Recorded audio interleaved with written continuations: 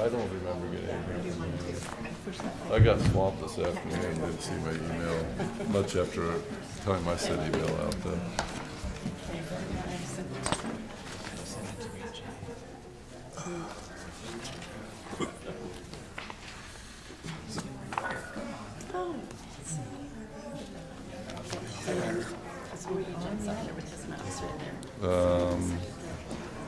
But I don't know if it's turned it on or not. That works. There you go. Okay, I guess we're on YouTube, so we're on. This is the Centerville City Council meeting of March 21st. A little confused because we didn't meet last night because of caucus meetings. March 21st, 2018. It's now in session. First thing, we need to get a roll call.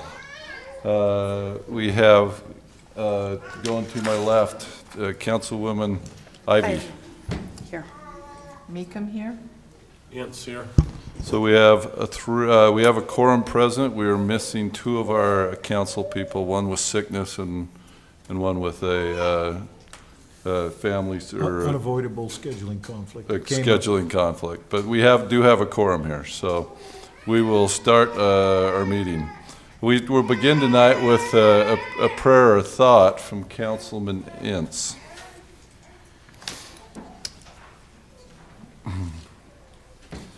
Several thoughts run through my mind about a thought to express. Not sure why we have such large attendance tonight, but it's gratifying and I smile. I would remind each of us of the blessing that we have of living in the country that we live, and that we owe respect to those around us and hope that it will be here through the evening. And with that, I'd like to offer a prayer. Our Father which art in heaven, we bow our heads before thee and give thanks for the blessings that we enjoy in our lives. We are thankful, Father, to live in this city. We are thankful for the community spirit that we enjoy. We are thankful for the freedoms of this land. We pray that thy Spirit might be with us to help us make good and fair decisions for all concerned this evening, and say this in the name of thy Son, Jesus Christ. Amen. Amen. Thank you, Councilman Ince. I would like you to all stand with me and join with all of us in the Pledge of Allegiance.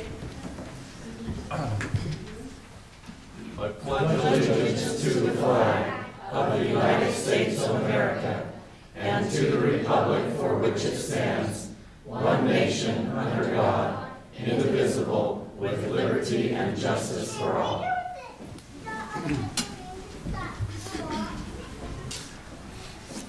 Thank you. We're now at the point of our meeting where we have an open session, and this is a session where the public is invited to come to either of these microphones and take 2 minutes to discuss whatever they would like. I know that in particular we have the Albas here. Are the Albas here? There they are. Great. I know that they had sent a message in wanting to present something. So this is your opportunity, as well as the rest of you, and just try and do your best to keep your comments to a couple minutes. Okay. Great. Mr. Mayor, council members, thank you for having us and letting us speak. My name is Adam Alba. This is Eli Alba, and this is Oliver Alba, and we have Isaac and Andrea and Moses. We live at 759 East, 800 South, and we are here because we want to express our support for the Trails Committee proposal for the mountain bike trails. We live just below the V, and we're up there frequently. We hike up there, and we also ride our bicycles up there, and we would love to see the City Council pursue the grants that have been proposed by the Trails Committee in furtherance of establishing that trail system. We think it could be a real boon for the community and for the community members. And that's all I have to say. I think Eli wrote this on his own, and he would like to speak as well.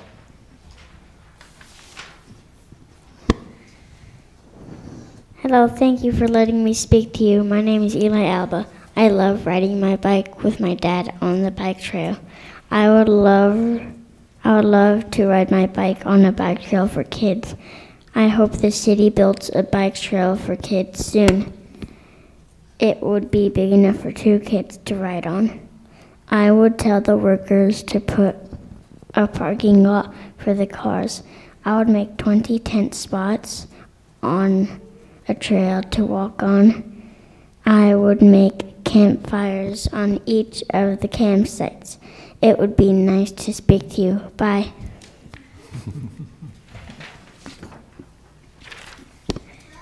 Hi, my name is Oliver. It is nice to speak to you today. Something that Eli said made me want to go on a bike ride. It would be really fun. Thank you for letting me speak. Bye. Thank you. That's all we have to say. We just want to express our support for that proposal. Thank you. Thank you. Thanks, Alba family. And thank you, young, is it Alba or Alba? Alba. Alba. Thank you, young Alba children. I think, is your parents Hiram and Jane? Correct. And your wife, Andrea, were you a doxy before you got married? Andrea, when she was a little girl, my wife and I took care of her and her sisters a few times, and haven't seen her since, so so it's pretty fun. So thank you so much. Thank you. We appreciate those comments, and thank you, Alba children. We still have the public hearing. We have another comment over here. Great. This one okay? Not public hearing, sorry. Open session. Open session. Open session. Go This ahead. one's okay? Yes. Pull that mic down to you. Hi, my name's Bruce Collett. I live at 869 East, 725 South, right on the circle where this road comes down here, the circle below there, Island View Circle. I have property that's above the cut. I think I'm the only private owner that does. This is a subdivision map, which is, thank you. Can we walk around so they can see? This is the original subdivision map. Shows my piece of property is 1.5 acres above the Island View Circle. Which one? My property is the one right here. This is my piece right here, and my house piece is there. Thanks, Chad. I have gardens on that property. I didn't bring a lot, but if you wanted to check a picture, if you've been up there hiking on that area during the summer. Saw it this I morning. grow a lot of corn. I share with anybody who comes by.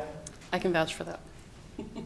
I have there is a private trail that comes through there. It crosses a third of my property.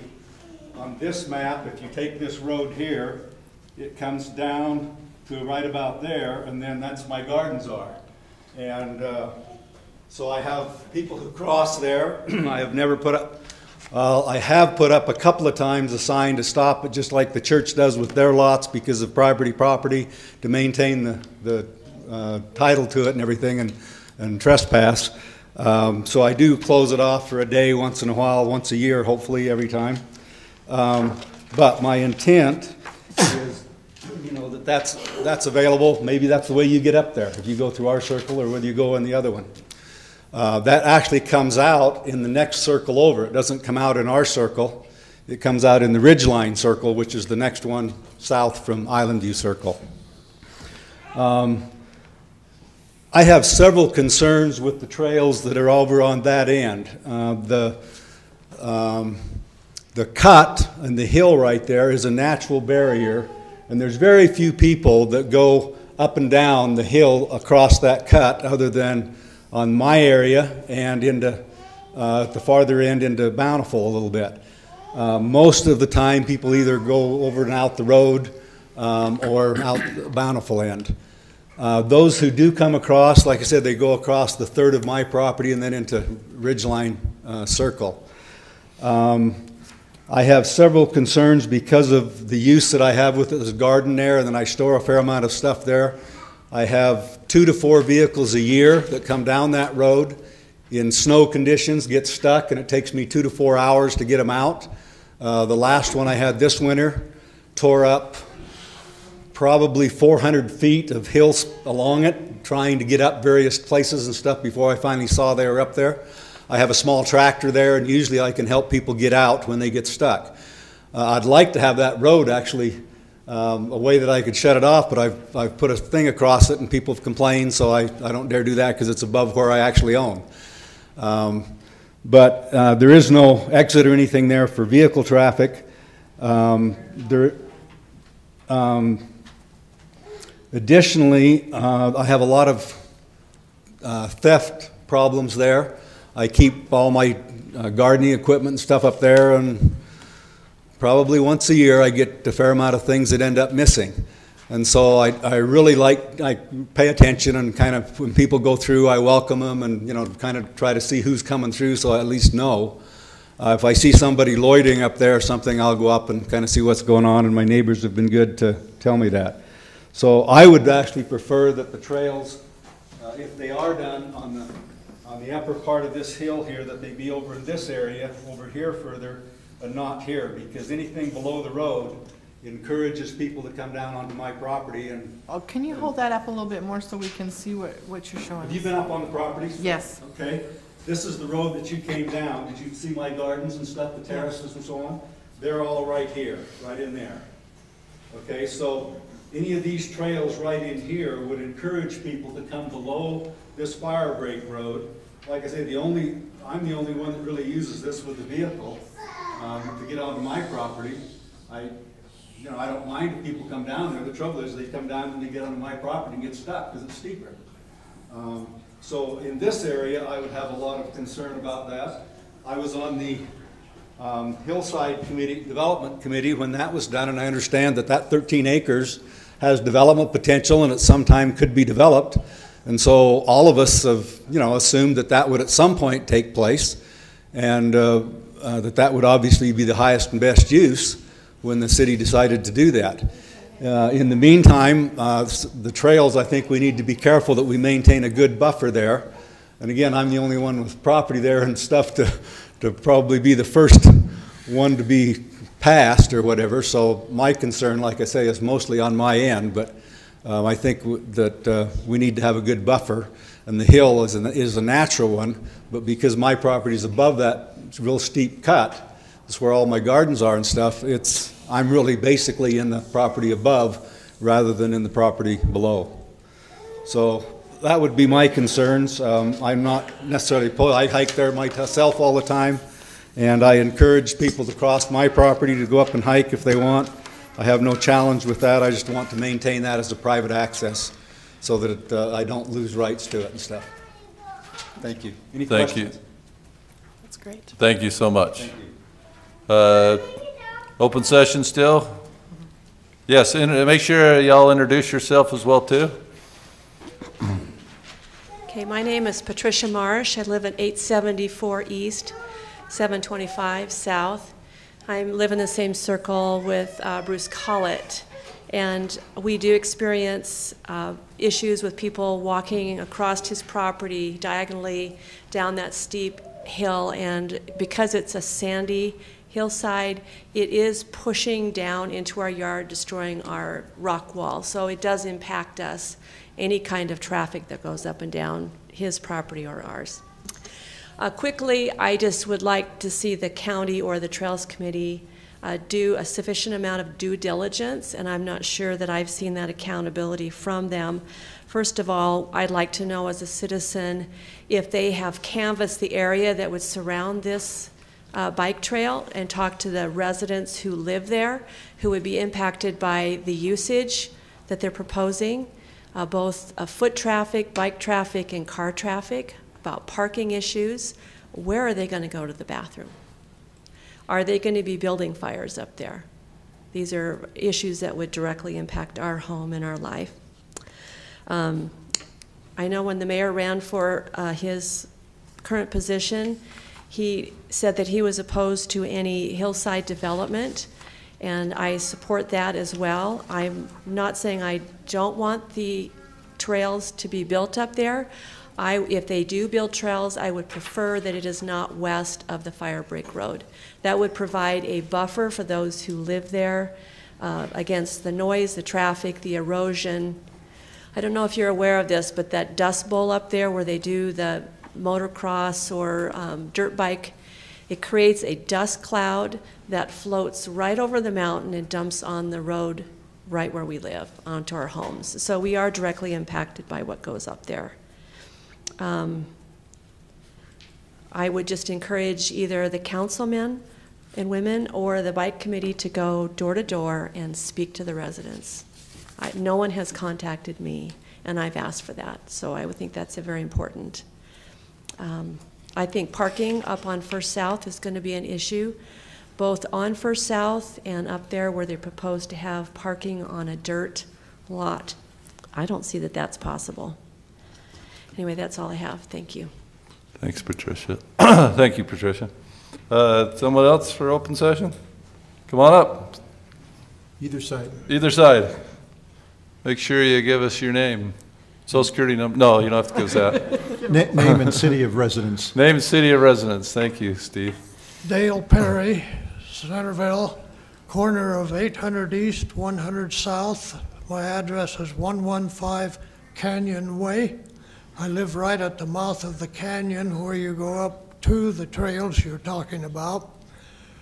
My concern is not about having the trails, but I have dubbed that area the racetrack because people, particularly motorcyclists, seem to feel like as soon as they get close to 700 East or 800 East, that's when they can open it up and make it go as fast as possible, and it's noisy. There's children in that area.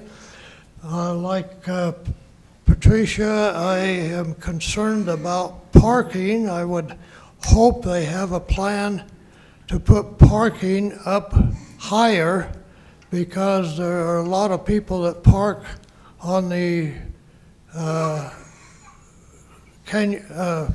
850 East and the 100 South already to unload their bikes and that type of thing. And I would encourage them considering putting some kind of parking up higher, although that may present another problem. But so my concern is traffic and parking, and hopefully some way of enforcing not only for those on dirt bikes, mountain bikes, but to make sure that the safety of those riding motorcycles, which are very frequent up there, they're not considering the racetrack begins down lower than, well, it shouldn't be a racetrack anyway, but they do start down around 700, 800 East to gun it and go up. Any questions? Thank you, Dale. Appreciate you being here. More for the open session? Come on down. I want to hear that when I'm on The Price is Right. Yeah, that's where I got that from. My name is Jeff Hale. I live at 419 East, 900 South here in Centerville. Last night I talked to Stephanie at our caucus meeting and voiced a concern, and she said, why don't you come tomorrow night? So I said, okay. I emailed all of you a link to a YouTube video for the issue that I'd like to talk about tonight, and wonder if we could play that. I think we were working on it beforehand. Did we get it working? Yeah, we're okay with that. Okay, Jake's got it over here. Okay, this is for Lake Elbert is what I've called it.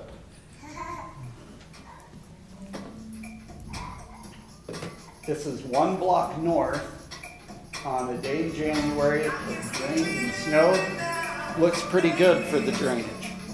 Now you go 1 block south there, 400 East, 9th South.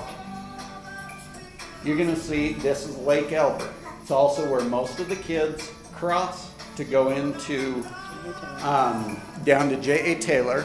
Also the LDS Church right there on Sundays. You have to go through that puddle. And not many people wear their water boots to church or to school, apparently. It's also a problem in the fall time.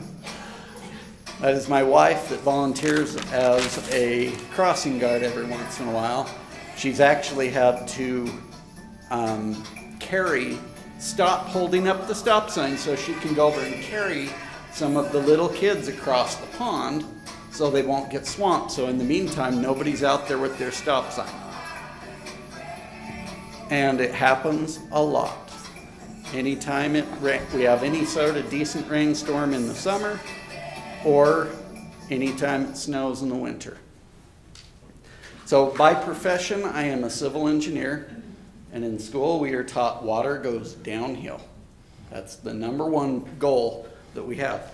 So today, I went at work, went through, took a screenshot of,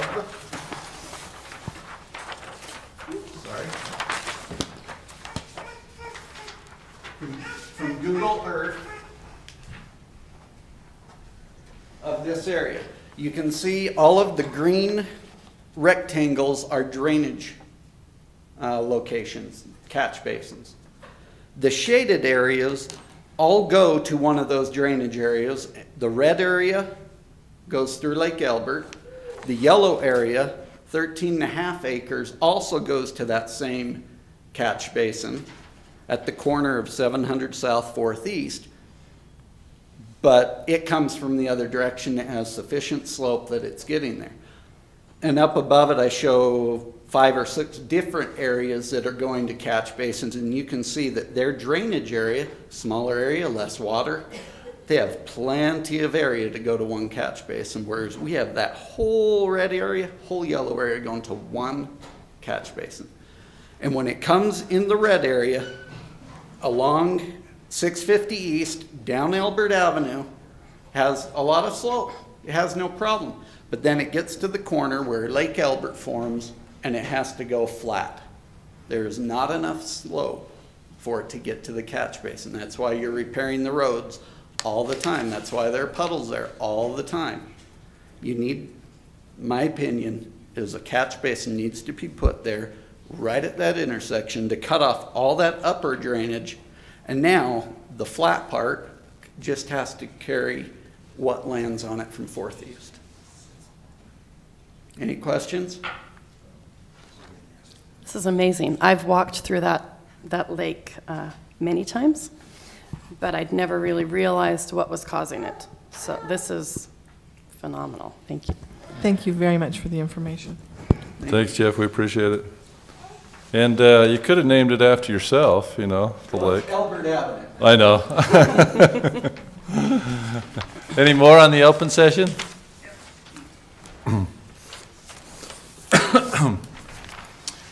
Hello, my name's Grover Marsh. I live at 874 East, 725 South. Patricia's my wife. Our property butts up to the Colletts. His hillside is our backyard, is what we're looking at. So my concern is with the bike trails, with future usage. There's been a number of items I've heard discussed with what could happen with that land. And I'm concerned that we're rushing this through without enough thought. Nobody has come to us. There's been no canvassing. I have been involved with a number of grants, and some of the ones that I've been involved with are very detailed. And I would be curious to know what's on the application, what's been addressed. I work for Salt Lake County, and I'm a civil engineer also, and we apply for federal funds for road projects, for sidewalk projects. On one of my projects, there was a requirement for a sound wall. This was a 11-foot high, 1-foot thick concrete wall because the sound was going to be above the minimum requirement. And it was a big part of the project, but to use the federal funds, it had to be mitigated. I'm not sure if there's been a study on the noise issues. As my wife said, what's going to happen with restrooms, or is there going to be more construction up there, and how will this um, uh, restrict future usage. If we have something that is well established, then can we just switch it and say, well, we need a cemetery, or we need some other development, some homes. If there were homes put up there, I wouldn't expect them to be noisy, but a bike trail would invite kids having fun, and they're going to be noisy. And we live there. My wife works from home. She would get this every day. And it's bad enough with dogs that are barking, and it's hard to mitigate that.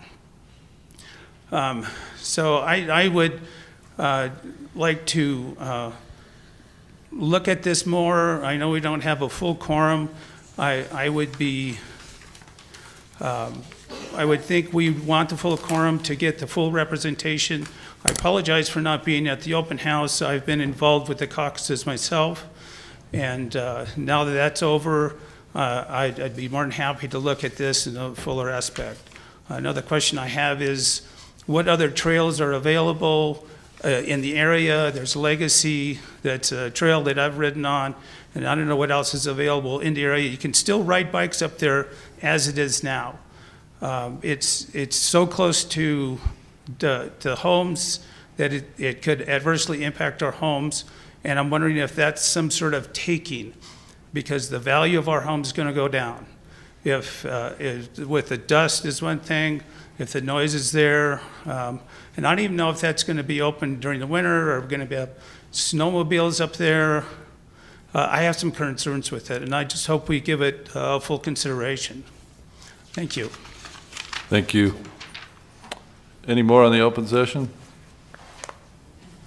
A lot of what was discussed in the open session, now we know why most were here, Councilman Ince. Later on in our item 5 is that we're discussing the Trails Committee proposal further. So thank you so much for everybody that voiced all that they did on the open session. That was a lot of fun. Is there others? Was there others? I thought I'd asked that. Could I have one additional comment? You may. I've run this area for 35 years, and I think I've run every trail there's possible to run here. And there's lots of stuff up here, clear over into Bountiful, over the gun range and everything. A lot of it is okay for mountain bikes. There are mountain bikes on it all the time. This road gets a lot of very fast traffic, like they were talking about. We get motorcycles going 50 and 60 on that road, I promise you. And runners and bikers are almost overrun on the road. So there's this trail comes through here. There's the Bonneville Trail. There's one that goes up to the gun range. There's one that goes over to the Bountiful range. There's several that cut them. I think most of those are probably on here. My feeling would be that there's lots of trails there now that could be utilized better, and without even having to put some of the stuff that's lower down. So, thank you. Thank you. One more last chance for the open session. Okay, thank you for all your... Councilman Ince, you see somebody? No, with Jim here from the Glum Club, I figured we'd hear from him, but... He's just observing, I guess. Okay. Jim, you've been coaxed into it. I'm Jim Stevens. I'm a resident of Centerville. I live at 78 East, Casa Loma Drive. I am the president of the gun range, of which some discussion has been made. We feel at the gun range that, yes, this should be a land of multiple opportunities.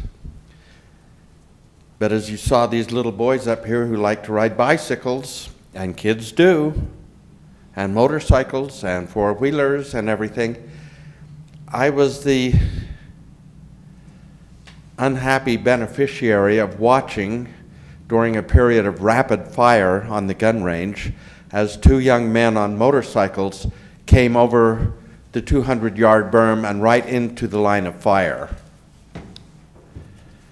We don't want that to happen. We have since put up a cable along the west side of the road all the way up to the top so that it may not stop, but it will discourage those on motorcycles and four-wheelers from coming up onto that range access road. If we cut that line for any reason, we will have explorers.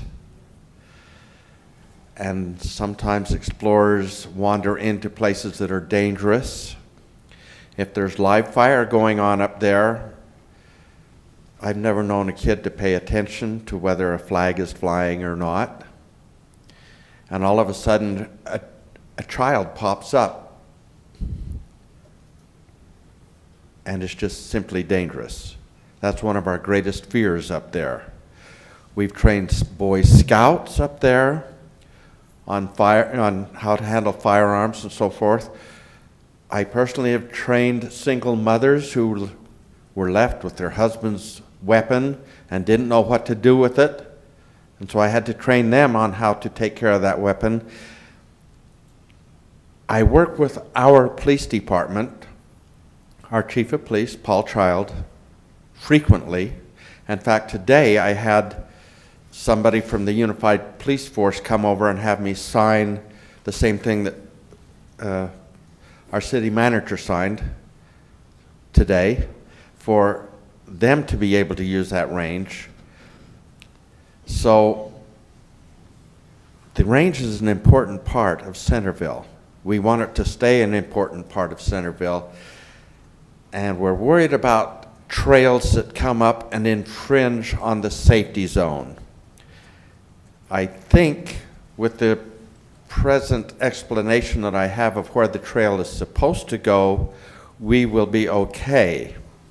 But again, as we cut that trail down across the existing road and have to cut that cable so the bicycles can go through, we will have people who shouldn't go through coming up through there. And that's one of our major concerns. We want to be safe.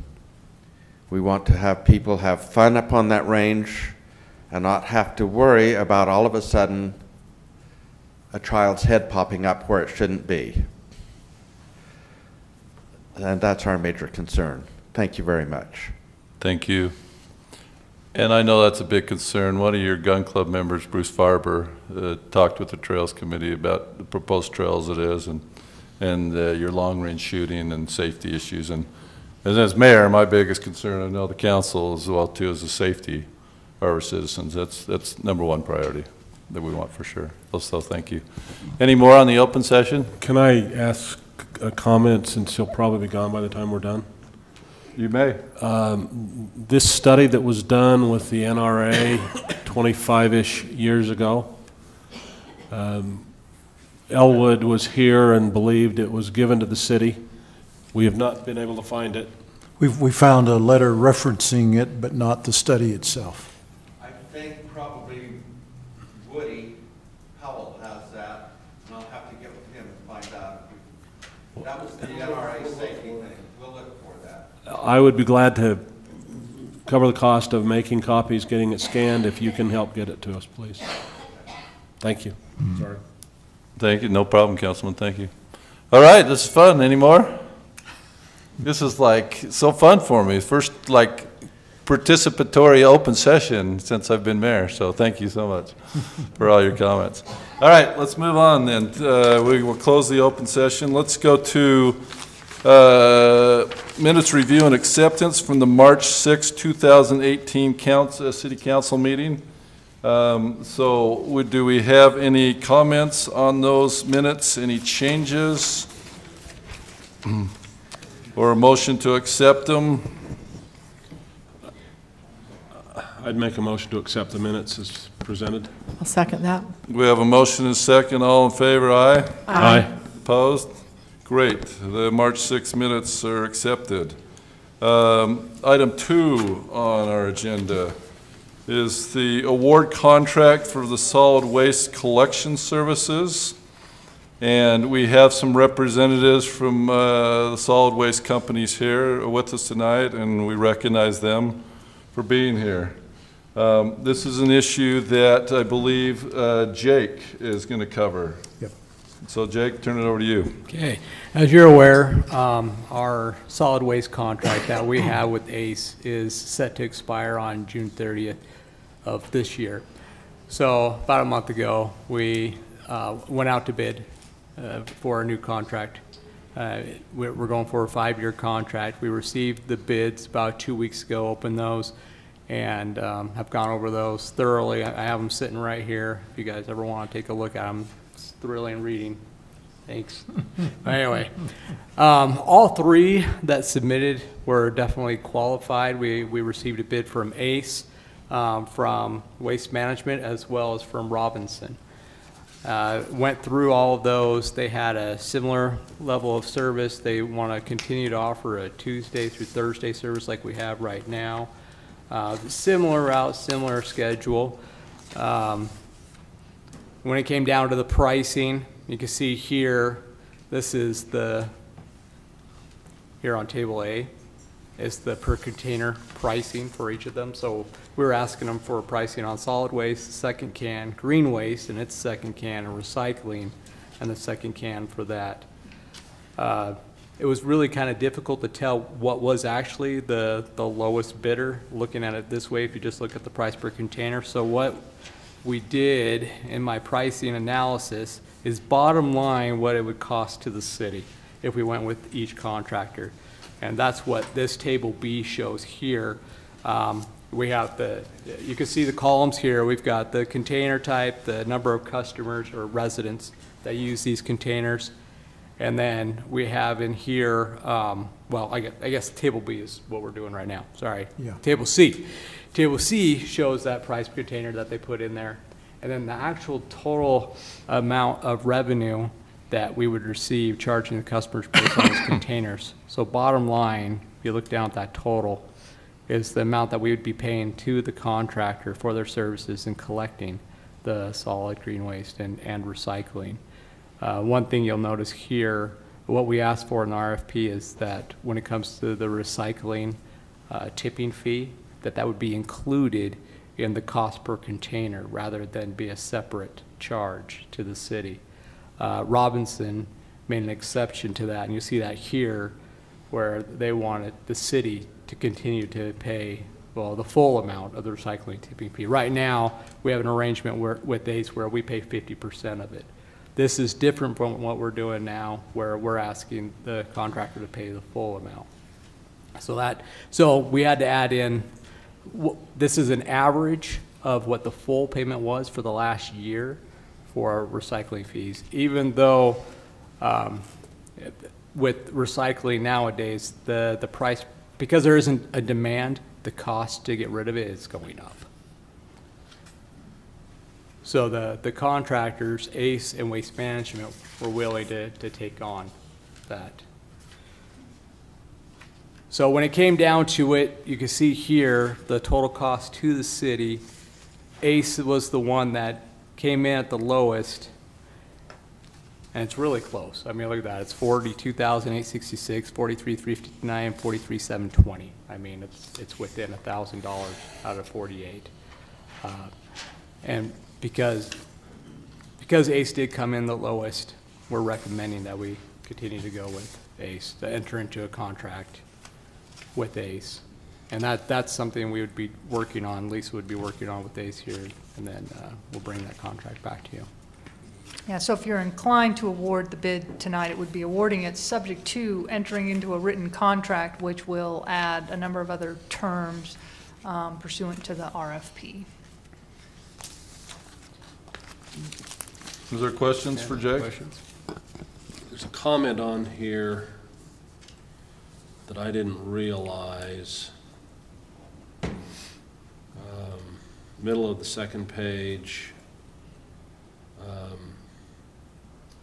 50%, about 50% of the total revenue connected from customers is used to pay the contractor for services. The other 50% is used primarily for waste and green waste tipping fees, with some being used for spring cleanup and administrative costs. How much goes to spring cleanup? Well, it's been customarily around 20, isn't it about 20 to Well, 30,000? I think we budgeted 30,000. Yeah. Last year, the cost, I think, was a little more than that. And this year, we're hoping it's less It'll be because less. of the change in the approach this year. But the budget has 30,000.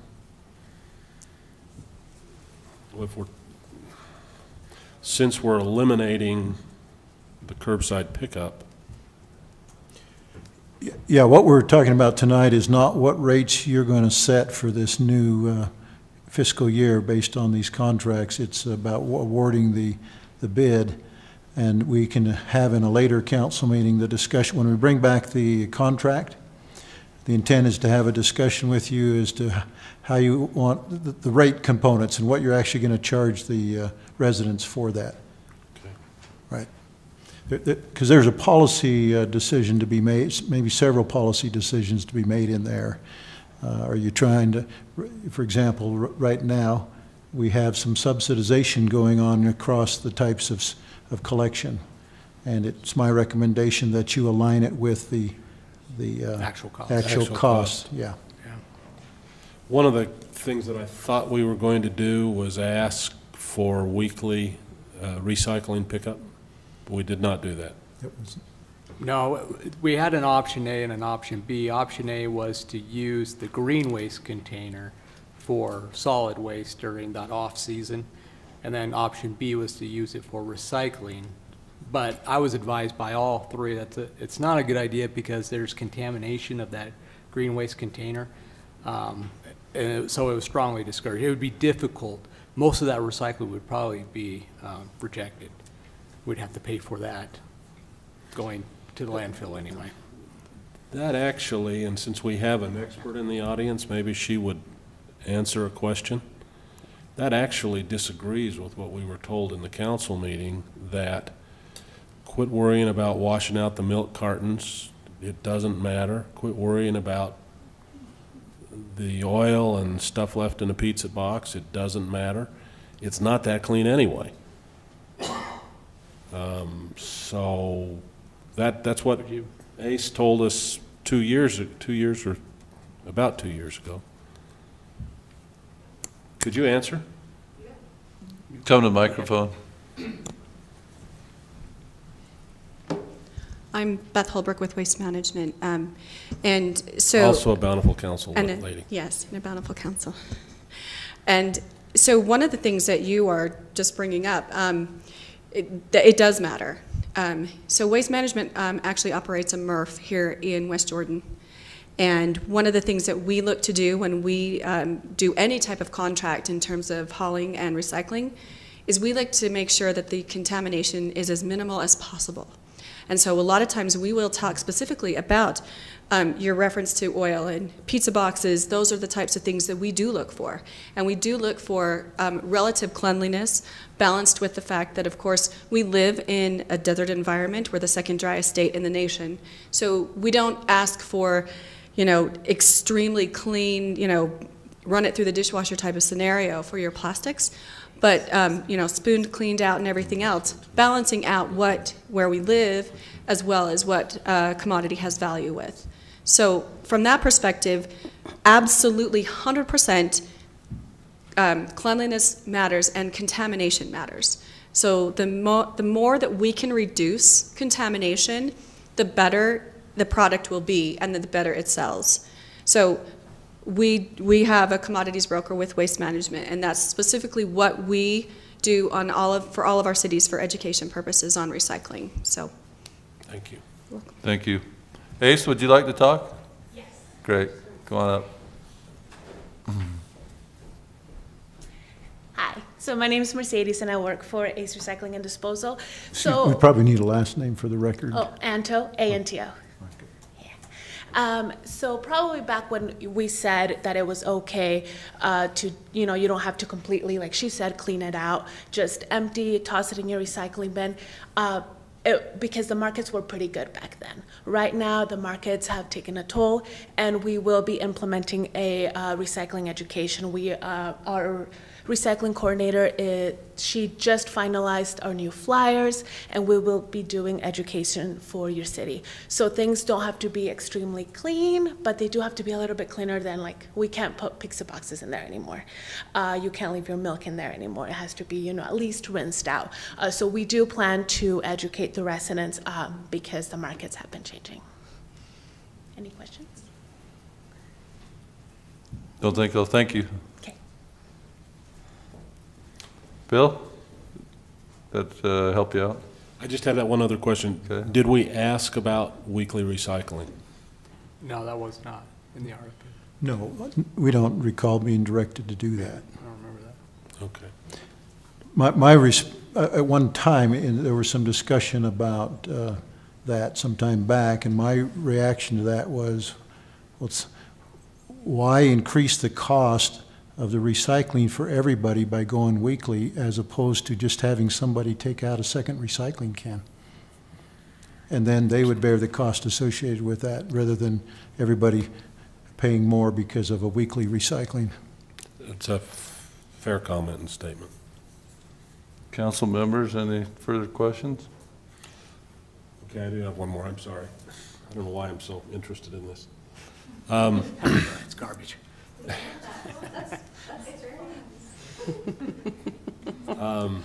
Not to offend Ace, but do we have a lot of complaints? If we're talking about continuing the same relationship, are residents happy? I actually talked to the front staff about that, and they loved working with ACE. They're very responsive. They go out, they take care of issues. We actually had an issue with the green waste container just this last week. They were kind enough to send a picture, took care of it right away. Somebody put metal poles in. That's the report I've gotten over the years from the staff about dealing with ACE. They really like the relationship.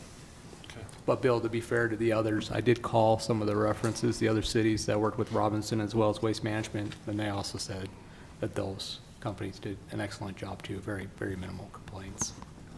And I don't know about the others, but I do know that I've seen ACE stop and pick up garbage off the road.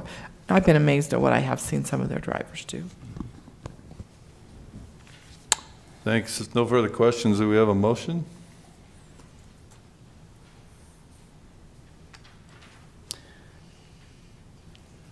Is that because I haven't talked?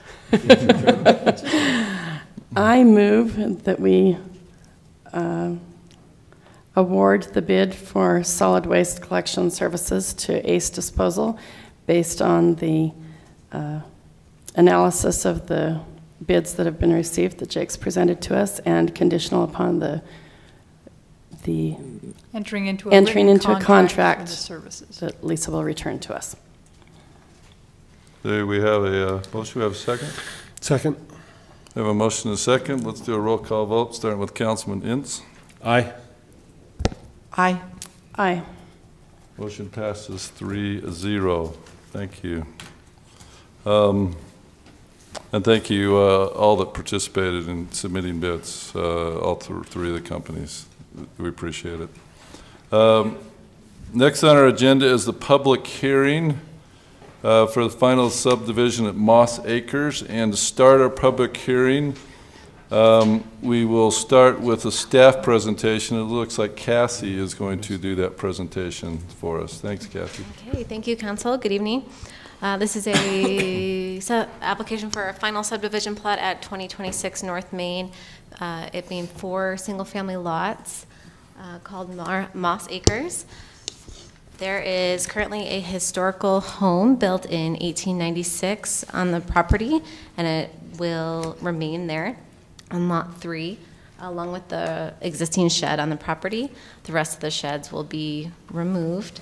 This is also located in the hillside overlay, so there were a few other qualifications for the development standards for the review, including a few recent text amendments were associated with this subdivision plat.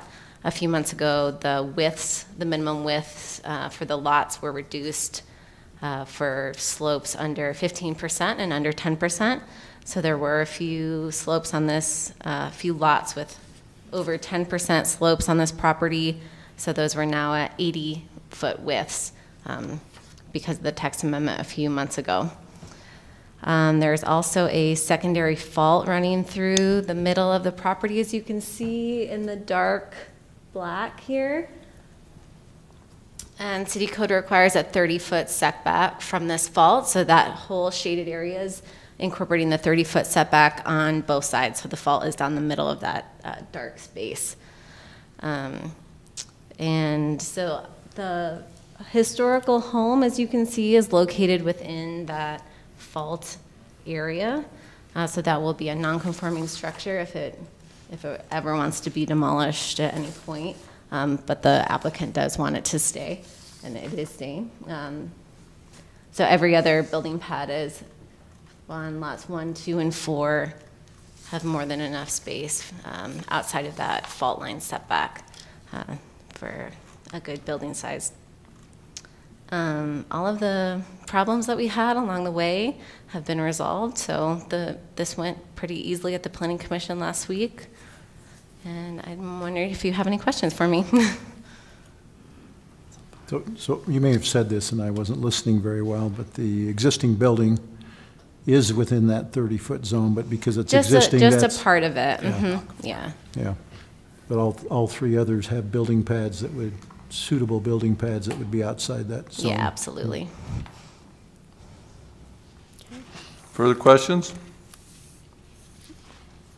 So Thanks. if they were to tear down the old home, the historic home, is there sufficient room for a building pad? It would be certainly smaller. I don't think they plan on doing that.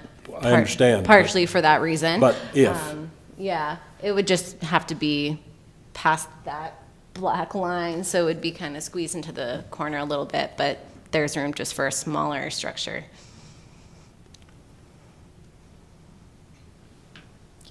Okay, thanks, Kathy. Yep. Next, we'll have the applicant presentation. That's by Chad Morris. Come on up, Chad. Thank you, Chad Morris, Centerville resident. Yeah, we kind of worked through this. We feel like it's a really good subdivision that's going to get, and I think initially we kind of talked about reducing the lot widths to 80 feet and came to you for approval on that one in an effort, that it's going to help reduce a little bit of the cost of the lot. So for instance, the lot on Main Street will probably be 30 to 40,000 cheaper than the lot up above. And then kind of gradually goes up. But so we feel like we have a project that does allow a great difference of home building. So it's not just that $600,000 to $800,000 home. There might be a $450,000 home, a $400,000, who knows, depending on what people want. But it does allow for that. With the house, yes, there's no.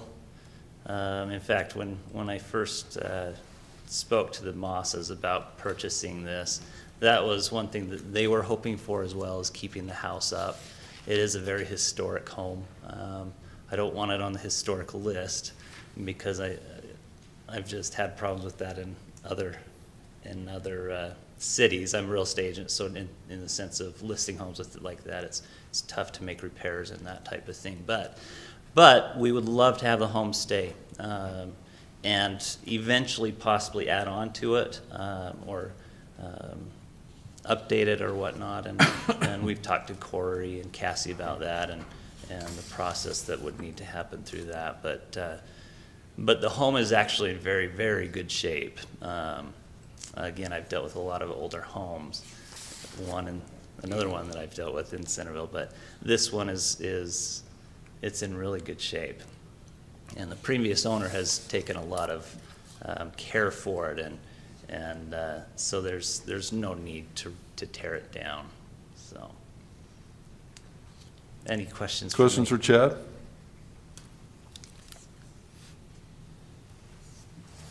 Thank you, Chad. You're welcome. I do just have one more comment. Okay.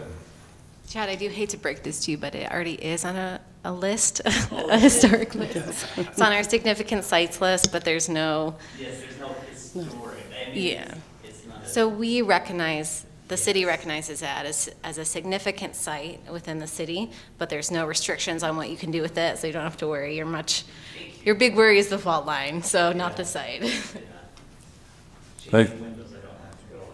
Thanks for that clarification, Kathy. Okay, this is an issue that we opened for a public hearing, and the public hearing is just for this subdivision. Okay, so that means anybody from the public can address this issue. Just come to the microphones.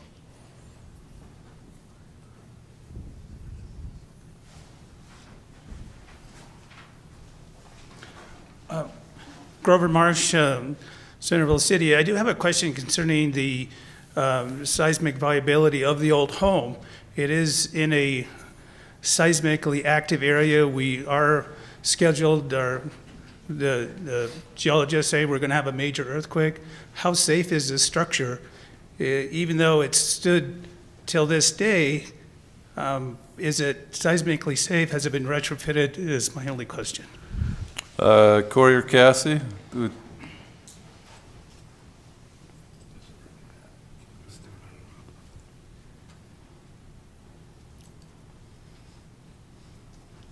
Thank you, council members.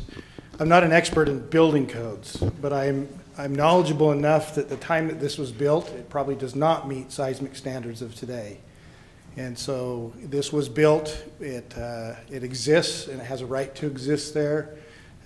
Application of the new ordinances does put this as a non-conforming structure. There are some building codes when some remodels take place or additions take place with existing buildings. It falls into a little different category with existing buildings, and any construction to the new addition or significant changes that it can qualify for, it would have to be upgraded to whatever existing building code standards are. But you know, I'd be safe to say that it does not meet seismic standards of today. So this does plat that secondary fault now, and so somebody buying that is required with the plat note, or doing addition, not buying, but it's on the plat note that it's in a seismic area. If they do additions and changes, they also have to sign an acknowledgement that they're in a high hazard area. But there is risk to that building if that surface fault affects it on any earthquake event. Thank you. Any further comments from the public? If not, I will close the public hearing and allow the applicant to have any response to the public comments. Thank you for that. We did, obviously, with the fault line, have a significant geotech engineering study as well and report. And the report actually stated that with that fault line, the build outline was a little bit even smaller than the 30 feet. So the line is even, from what they are recommending, is even shorter or skinnier than that. And so, but yeah, you're right. I don't know if, however, this fault line probably goes quite a bit. It's not just right there. So there's going to be a handful of homes that are affected by any type of fault lines, and that's not the only one. I would be wager that there's probably a significant amount of homes that are built right on top of fault lines, so, in Centerville. But that's all I got. Thanks. Thank you. Any further questions from the council for staff or applicant? Do we have a motion that wants to be made?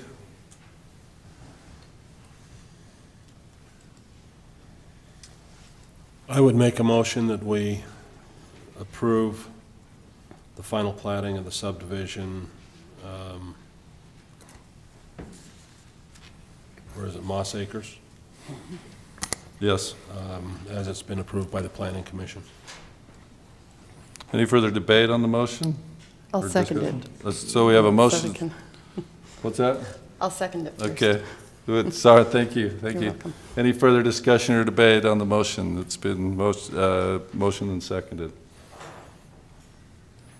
Okay, let's do a roll call vote, starting with Councilwoman Meekum.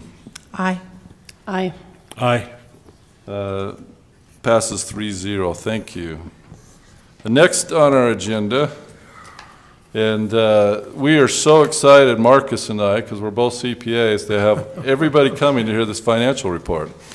And so we're going to give it over to Marcus for our 8-month financial report for February 28th. And thank you, Marcus, for being here. All right, thank you. Can I you. make a comment? You may. This may be the only meeting I've ever been in where the CPAs outnumbered the other users of the financial statement.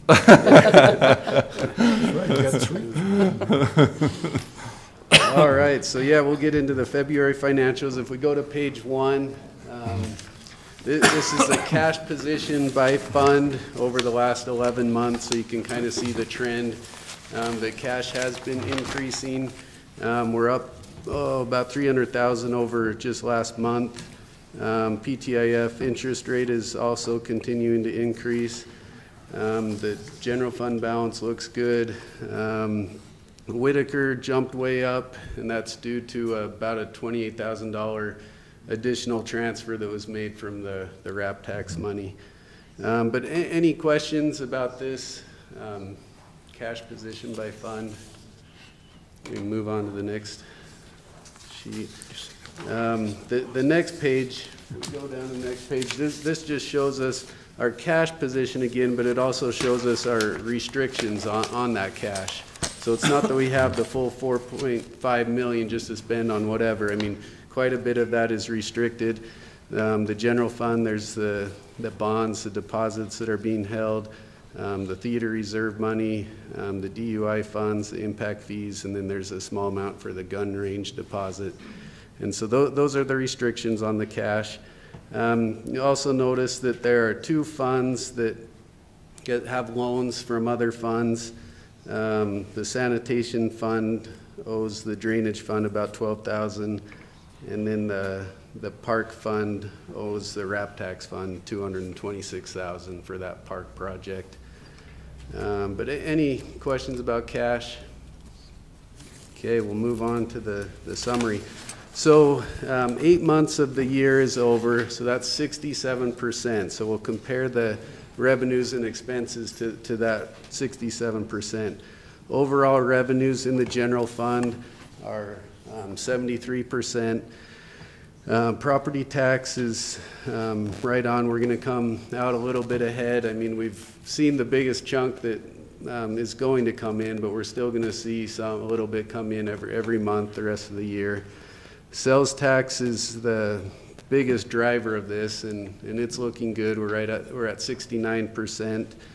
We'll see what happens in March and April, because I mean that's the sales tax that comes from January and February, so it probably won't be as high as what came in November and December, but we'll watch that for next month. I think we could say, though, based on Jake's analysis of sales tax comparing with the same period last year, that we're running how much ahead? We're ahead of what we projected, about 3 to 4%. Yeah, so I think it looks like the good possibility we'll close out the year a little bit ahead of our budget on sales tax. Hallelujah. Yeah. No, That's nice Yeah, we're not against done, the no. franchise tax problem. Yeah, right. Yeah, and franchise tax is okay, except the natural gas is still a little low at the 53%. And then the license and permits are a little down, but overall we're at 73%, so about 5% ahead of the 8-month projection. On the expenditure side, overall, I mean, we're at 61%, so way under that 67%. I mean, there's a few departments that are over, but they're fairly minor departments. I mean, the youth council, I mean, they still have about $1,100 to spend, but it's over percentage-wise.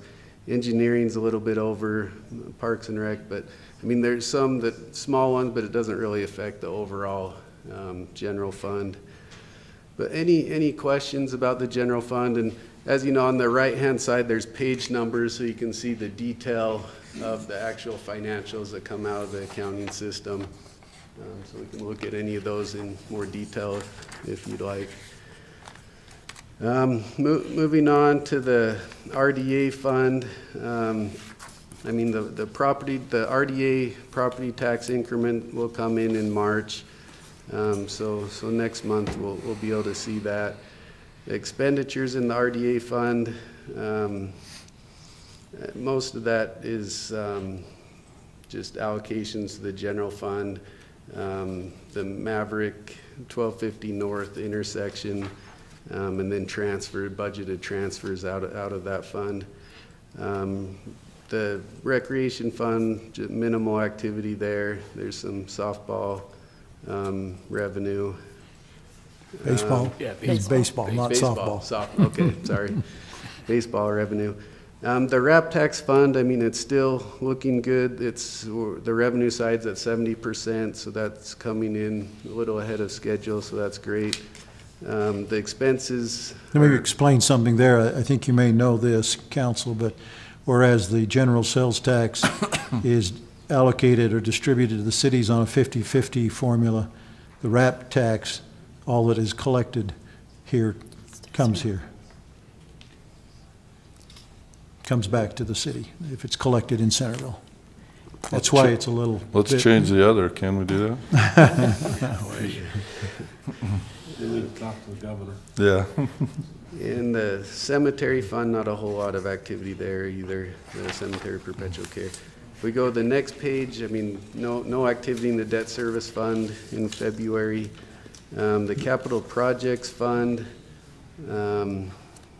revenues, I mean, it's, it's ahead of schedule, but that's due to transfers from the RAP for the park project. Right, for the, yes. And the expenditures in that fund, I mean, it's all for the community park project, phase 2 and phase 3. Transportation fund, the Prop 1 money's at 70%, so a little over that 67. Class C's a little under, but Class C doesn't come in every month. We didn't receive any this month, and I mean, it comes in about 6 times a year. We anticipate we'll hit or exceed the budget, though, on that. So, I mean, the transportation fund overall is looking good. I mean, we've already talked about that grant, the 970, that it's not really going to come to the city, but the expenditure is not going to come to the city either. It's right. The city will just pay a small portion, and then that project will be handled by UDOT. The expenditures in that fund have to do with the frontage bike lane project, the overlay project, and the slurry seal for the 2018 slurry seal. The capital project Utopia fund, I mean, the revenue there is just the budgeted transfers that come in, and the expenditures are just the Utopia pledge payments. Now, in the water fund on the next page, overall, I mean, the operating revenue is as expected. I mean, it's slightly over the 67, it's 71%. The charges for service is a little high, but that's due to water line construction projects down west of the freeway. The expenditure side, we're about 57%. I mean, it's just normal operating expenses of that water fund, and then some Chase Lane project expenditures. So if I can interrupt, Steve, how bad does something like that water main break that we had and talked about last council meeting hit us here? That's a good question. I did ask Randy to put that report together. I think you may have been the one asking for that, or something. I asked the mayor for did it at our meeting a week ago, yeah. But I haven't received it yet. I'll follow up on that. Yeah, and I didn't say I needed it in just a couple days. I did say maybe a couple weeks, because I wanted it to be factual and have all this information gathered. Okay. I mean, it wasn't, what I saw wasn't a big patch like I've seen some over by your house, Stephanie, that they're big. Road width wide. So I'm going to take a guess, 15, 20,000 maybe. So it's not a big deal. Well, it's a big deal to the people that suffered it. It's not a big deal to the budget. Well, I'm anticipating it's not that big, but we'll see. Yeah, and what I've been told by Public Works is that there's enough that in savings in the other line items within the water department that they can cover it. It wasn't a big cutout area. I went up to it while it was happening, and Randy, our public works director, was showing it to me. But you know, it's so it's not large from that aspect, but I'm not aware of what those costs are to fix it until we get that Yeah, if report it from blows up a big piece of the road, then you have the cost goes up substantially for replacing road base and asphalt. So this one is not that big an area, fortunately. We did get an update from Randy this morning that the damage on private property, there are no claims at this point for damage inside buildings. There was some water in a garage, but fortunately didn't get into living spaces. And the outside, effect on the outside of the house has been cleaned up and dealt with, I believe, by our employees. And if it hasn't fully, it will be. We assure them of that. So that's good, because that's consistent. When I was up there, I got into a garage of one home and just cement driveway. We hadn't found that there was any basements, so that's confirming that. So that's really good news. As the water system continues to age and we're still trying to keep up with it, have we considered putting some money in just as here's the budget for water breaks? Well, yeah, it feels like that's something that needs to be a line item. Yeah, we'll evaluate that. The short answer is yes. Okay, yeah. Thank you. Yeah. Okay. All right, Marcus, okay. Continue. Yep, moving on to sanitation fund. that sanitation fund's very predictable. We're basically right on, 65% on revenue, 65% on expenditures. They're pretty well fixed and set costs. The drainage fund, with the operations, we're right at 67% as expected. Collected quite a bit of impact fees in the drainage fund over this year. The expenditures are just normal operating of the drainage utility fund. A good part of the budget is intended for capital projects, and we have not had capital projects this year. We are trying to work with UDOT to get them to participate with us on some Main Street culvert replacements. You recall that were on the prior council, we have a master plan that that was underlying the rate increase, which was the basis for the rate increase, and so we are setting aside substantial sums to replace those metal culverts, deteriorated metal culverts throughout the city over time. But this year so far, we haven't had a major project. That's why you don't see much there. Okay, and then the telecom fund is another very predictable fund. The money comes in through the utility bills, and then it gets submitted back to Utopia, and we keep about a 5% admin fee. Next page is the Whitaker Fund. The revenues, transfers from other funds. The expenditures are related to the parking lot, the restoration project, and then the normal operating part-time wages, that sort of thing. Right. You mentioned that the RAP tax was a little ahead of what we had expected. Could you give me a guesstimate of what the Whitaker can expect in their 5% RAP tax through the end of the year? In our meeting yesterday, we were a little concerned about what the actual number was that we transferred. The intention the intention I had was to fund the rest of those repairs so the city didn't have that liability with the lighting and the pavers, but we're not sure whether the RAP tax that their 5% is going to cover that. So I was encouraged to hear you say it's coming in a little high, but do you have a guess? You understand what she's asking there, Marcus? Yeah. Looks, because you transferred over what was approved, isn't that 33,000 we see? There's 27,000 something additional. Yeah, that's part of that though, right? Right. And so Stephanie's asked, or Councilwoman Ivy, excuse me, is asking through the end of the year, the 5%, if you have an idea, right? Yes. Thank you. Let's see. 39 times. Realizing that it's all guessing how much people are going to spend, but.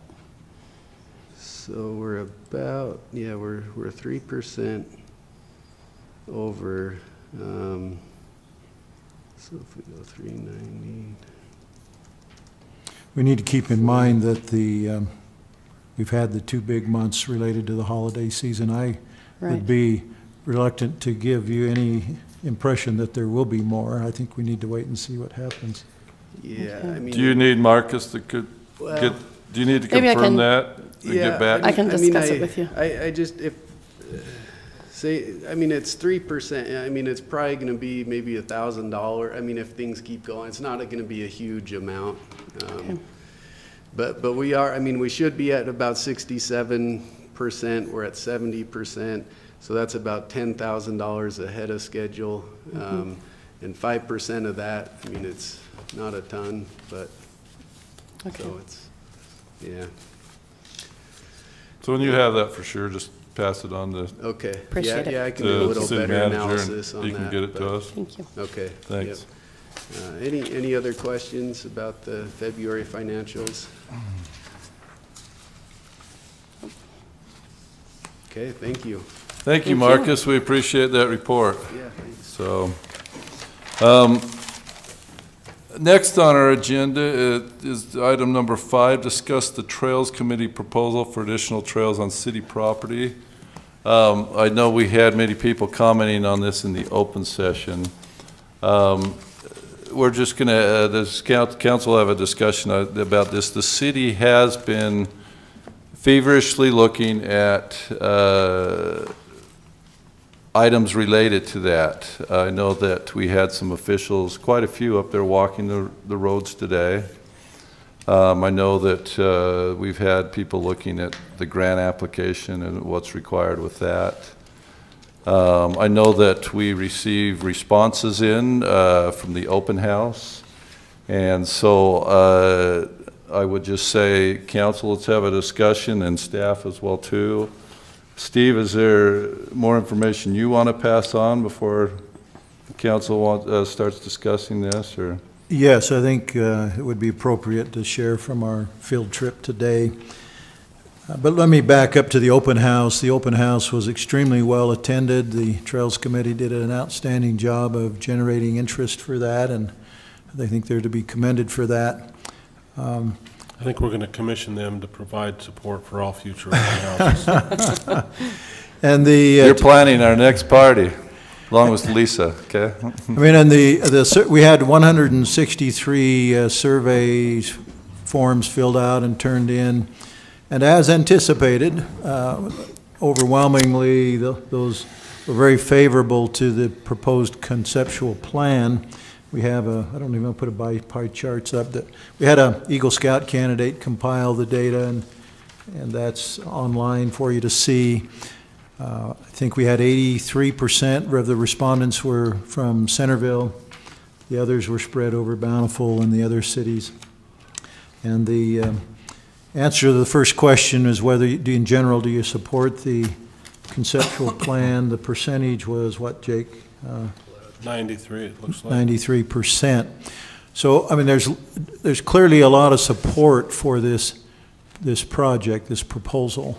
And I want to say right off the bat, from my perspective, in my opinion, this is a very appropriate use on the Foothills property that the city owns.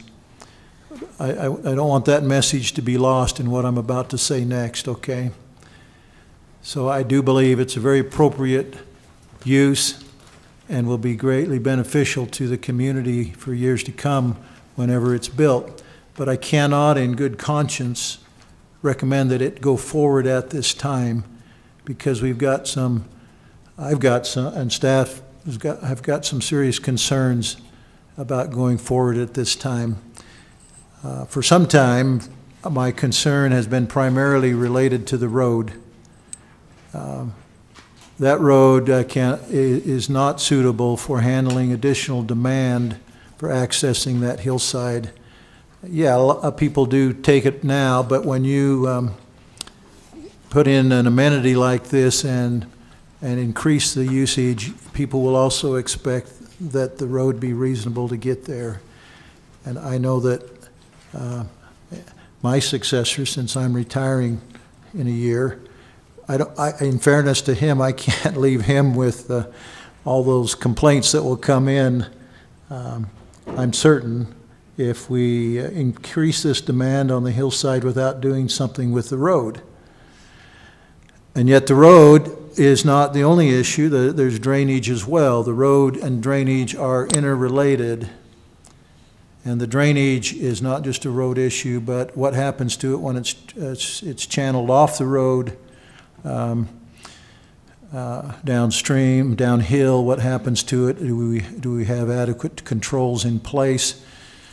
As the several of us walked it this morning for a couple hours, we looked down on Bruce Collett's house and the Marshes and the other houses. We saw the berms that had been built up there, a fairly complex system of drainage berms that intercept the flow and hold it long enough for it to percolate into the ground. Now, it was an education for me to understand that it's not channeled anywhere when it's intercepted with those linear berms. It's just held long enough to percolate into the ground. But we want to make sure that as we improve the road, for example, and handle the drainage off the road, and as we build a trail system and we deal with the drainage relating to that, that we don't create a problem for property owners downhill.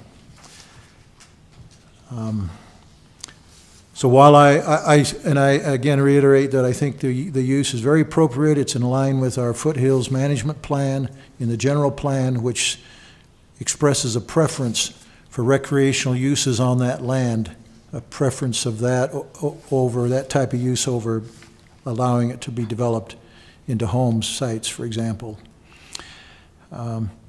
So my recommendation, I just can't in good faith say that we're ready to go build a trail system at this time.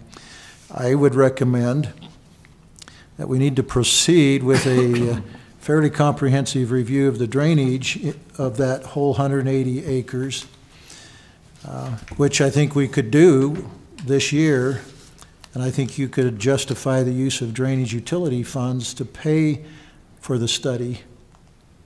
So funding, I don't think, is an issue, at least for the study of that. We should also undertake an assessment of the road and what needs to be done with that. What frightens me about the road is that I don't want to detract from the budget that is needed to maintain our roads within the city. And so somehow we've got to figure out how to pay for an improvement to that road. So if I was to be a little more specific here as to the steps that I think are appropriate, the council needs to agree on what uses they believe are appropriate on that 180 acres and what the boundaries are, generally speaking, of those uses as they relate to one another on that 180 acres. We need to proceed with the drainage study, drainage review. We need to prepare, once the council has agreed upon the uses that are appropriate and the general boundaries of those uses, we need to prepare an infrastructure plan for sustainability. We need to be able to sustain the long-term these uses long-term on that property. Now, does all the infrastructure have to go in order to allow the trails to be built? Not necessarily, but I'm not in a position now to advise you as to how much infrastructure is needed in order to allow this to be done. But if you've driven the road lately, I think you can realize what I'm talking about. We will literally be inundated with complaints from those who are trying to access the trails, this new trail system, if we don't do something with the road. And can't just deal with the road, you got to deal with the drainage. So I'm sorry that this is a discouraging report for those very great volunteers we've got sitting back there in the Trails Committee. I wish I in good conscience, could recommend that we move forward with the construction right now, but I just can't. I appreciate that. I love the fact that we have the hillside there and that we can have recreation and that there is enthusiasm about it, but I'm also pleased to make sure that we're going to get the best project. I'd rather take longer to do it and make sure that it's done right and it's going to serve the people well for years than rush it and wish that we had taken a little more time in the first place. So Steve, who was up there with you today? Bruce, Kevin, and Randy. Okay, so Bruce is our Parks and Rec Director, and Kevin is our city engineer. Mm-hmm. Randy Randall is our Public Works Director, for all of those you don't know. And as you guys went around, were you all getting that feeling? And the question would be, from me, would be, obviously, somebody like Kevin being our city engineer, would have to be some formal study done, Mm-hmm. correct? Right. Okay. Right, and I guess I should have mentioned also, actually the first step that I recommend is that you take a field trip up there. Spend a couple hours, just like Randy and I did, and the Trails Committee could certainly come along if they'd like to, as we review and discuss the issues and concerns. I would recommend you do that next week, maybe, if you could find a night. No? Bill's saying, oh, tax season, right? Yeah. And same with the mayor, I guess. So I guess that's out. These accountants do come in handy sometimes, but. The what do? I said our accountants come in Oh. handy sometimes, but probably not the first week of April. Are you saying right now they're useless? Is that what you're saying? No. They're just not handy right now. They're just not handy. Okay. I'll skip my lunch if you schedule something. So just spend another hour at the office, so that's fine. But because I think it's important, and I don't know, how long does a study like that take? Did you address that? No, I haven't had a chance to talk to Kevin since we came off the mountain this morning, but I can certainly do so, get some scope time-wise and maybe cost-wise, an estimate, and maybe a description of the tasks that would be appropriate. And, I don't, at least from my thinking, and I'm not an engineer, so I'm not, it could be off base, but I'm not thinking you need to identify every little minor drainage issues that's got to be dealt with. I think we need to focus on the macro picture and consider what major structures or facilities we need. The minor stuff can be dealt with when they plan the final plan of the trail system and decide where this water's going to go off here and off there. I'm not saying that's all got to be decided now. I do have confidence that they've got expertise assisting them that can build the trail system appropriately. So that's not my concern, but we need to focus on the big picture for the 180 acres drainage-wise. There's a, what would you call that picture board that Randy brought in? Just newspaper articles, wasn't it? It's a newspaper article under glass that Randy brought in, showed me today. Steve and I were in a meeting. Steve and I read part of it that I think everyone on the council ought to take time to read. It's in the conference room back in the offices, not just the council, you two, Mayor. And we probably ought to try and make it available to the public. As this discussion has developed, there have been a lot of comments. One of the comments was, a number of the comments have been somewhat negative towards the quote, bowl, which is used primarily by cyclists and four-wheelers. That article describes the creation of that bowl back in about 1930, when it was specifically built at the overwhelming cost of $5,000, if I remember correctly. It is 2,600 feet long and about 50 feet wide, isn't Well, that what back it said? then. Back then, okay, yeah, back then. I didn't speak- And it was specifically done because of drought that was occurring at that point in time to help to replenish the Centerville aquifers. That helped replenish the well and provided original water to the city back 80 years ago. There have been comments about, well, maybe we don't need that anymore. But as I talked to Randy today, he said it still serves the same function today, replenishing the aquifers. So that is a valuable piece to us all. It is, some people have described it as an eyesore. Mrs. Marsh described it as the birth of a dust cloud that settles on her house. But it still is benefiting all of us at this point in time. So I think there is a significant benefit there that we need to make sure is protected, because we all need that water.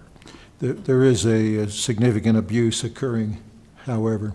Mm-hmm. And one of the views I want you to take is to drive up on the last diagonal road to the gun range and look down on that bowl area, and that's a good perspective to see the significance of the abuse that's occurring by the motorized users.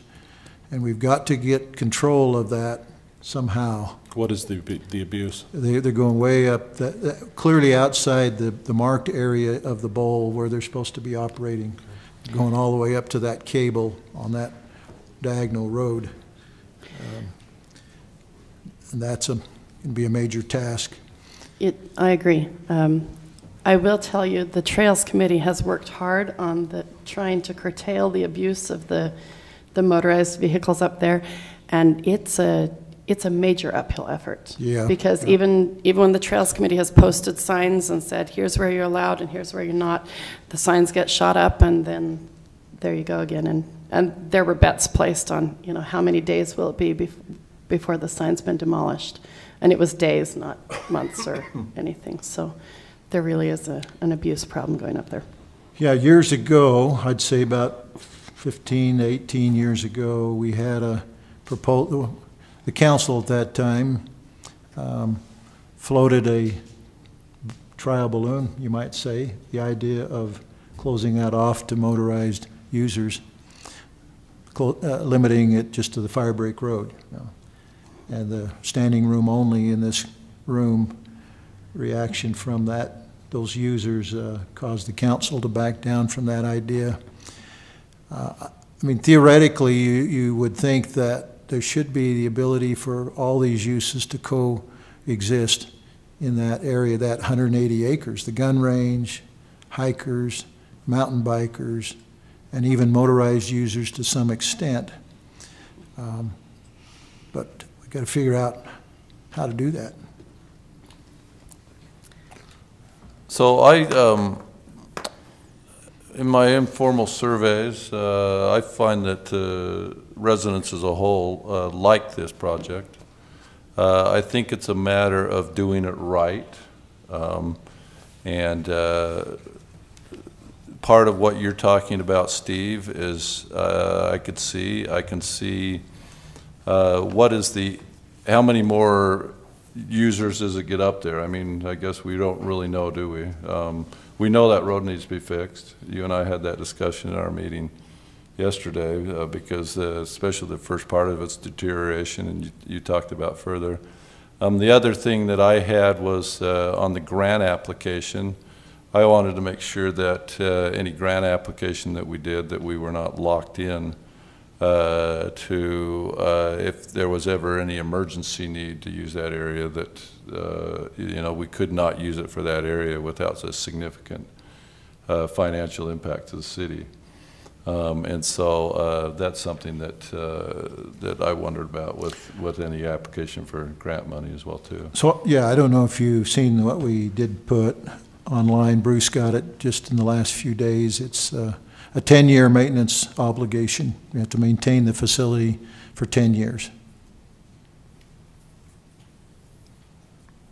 Yes, I was aware of that. Okay. Yeah. Okay. I guess one other thing that's in this handout today that I had not noticed until today if you look at the grant matching component, we've asked the question and never gotten an answer about how much of it has to be in cash. And it's a 50-50 in cash, and at least 75% of it must be done before the completion of the project. So from a cost standpoint, subject to fundraising, going forward in the near term will be difficult because we're pretty well committed on our parks and rec funds. Right. My perspective on that is that the cost of, assuming the cost estimate for the trails themselves is realistic, that's not unrealistic that they could put that package together.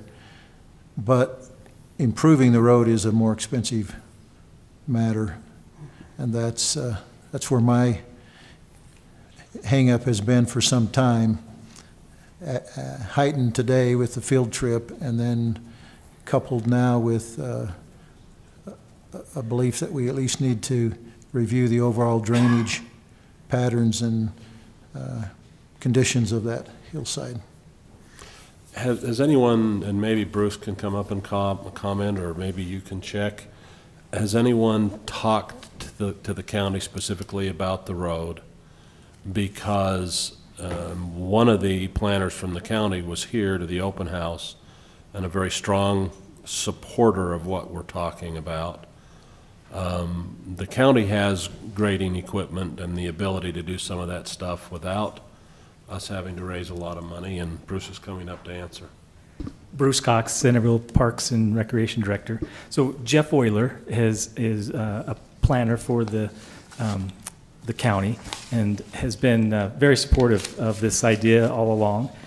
He cannot speak for the county as far as what they will and will not fund or do, but they are very excited about this, and as soon as we are ready to move forward, they would like to be a support. And so there's different ways in which they could be a support, but I think that question's moot right now. So, well, we probably ought to be talking to them about the road. That would be the big place they could support, and that's one of your two big concerns. Well, yes, and I think realistically the most you could probably expect from them is if it's an unpaved road that they would periodically grade it and maybe touch up the drainage ditch off to the side. But our technical advisors say that that unpaved doesn't work. Yeah. I didn't get that from your earlier comments. Yeah, that you need to make it an improved road up so far on that.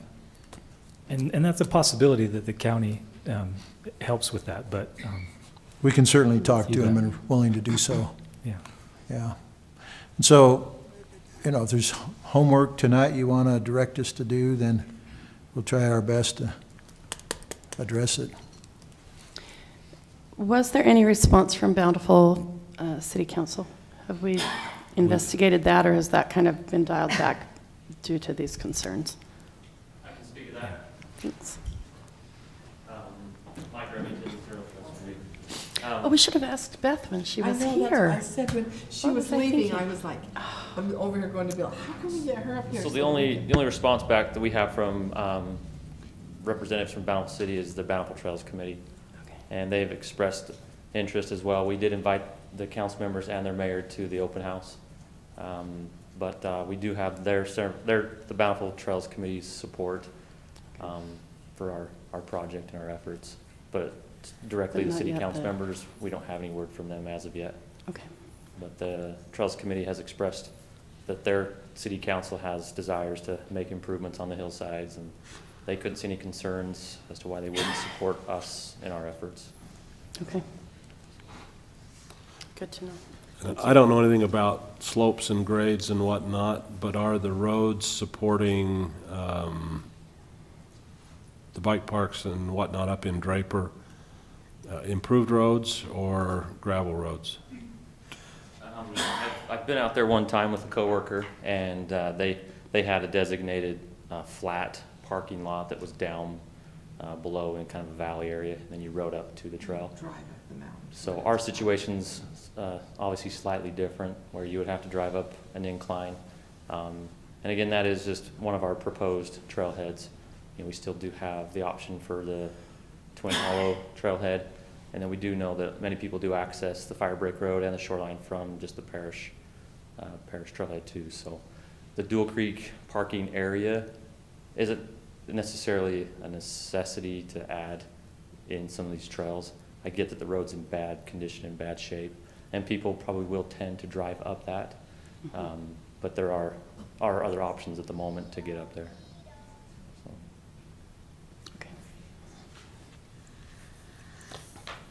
Yeah, and I don't want it to sound as if my concerns, my recommendation about the road and the need to improve it can be put on the backs of the trails proposal. It's something for long-term, sustaining the long-term use of that hillside in its multiple uses. Sure. Yeah. Sure. But on the other hand, if they're the ones that are trying to accelerate the use, then it becomes married even if it's not. Does that? Yeah, just. No, I understand. I hear what you're saying, but at the same point in time, they're linked at the hip. Yeah. Well, I think we definitely need to consider looking at the drainage and getting it fixed, because we did see that we had a big outcry of people wanting the trail. I think, you know, the trail can be moved maybe a little bit so that it's in a better area, so that we're not, you know, having that problem. Can work with the gun range. I think we've seen that it's something people want. I think it can be created, and, you know, obviously we're not going to make the grant, and so that's okay. We'll keep working towards it and do it the right way. But I don't want the Trails Committee to give up on it. I think that it's. No, I certainly.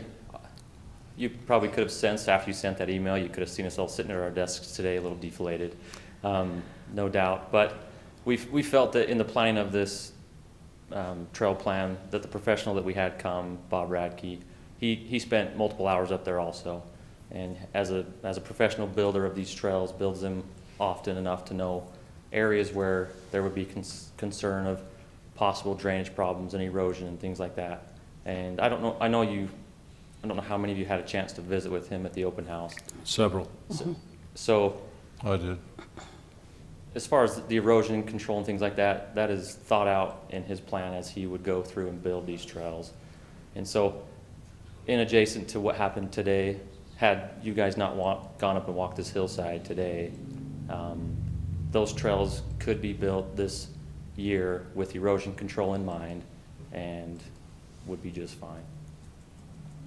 So is it useful to have our city engineer, Kevin, talk with Bob Radke and the professionals to discuss things out? It certainly wouldn't hurt, and possibly Bob could come out and walk through it with him and kind of see their points of view, and Bob could guide them and say, this is how I would do it, this is what we would do here. And, you know, that's certainly, I think, something we could consider doing. I think, though, that Steve's issue on the erosion is not, It's not so much erosion not so as much drainage. just the trail, but all of the In peripheral general, in the ravines activities and that things like come with using the trail. Is that? Well, the road is a big item. The drainage related to the road, it's not being managed well now. And there will have to be clearly some major, there's got to be continuous, all the drainage related to the road we need to be taken better care of. If the road's gonna survive, whatever we do to the road, if it's gonna survive, we've got to give a lot of attention to the drainage. If we just go up there and put asphalt down, You're going to get a lot more drainage. It's not gonna last. Yeah, the dirt definitely does hold that better. Well, the other thing to keep in mind, if you go back and read the book written by, what was the mayor, Blackburn? Yes. That was released last year.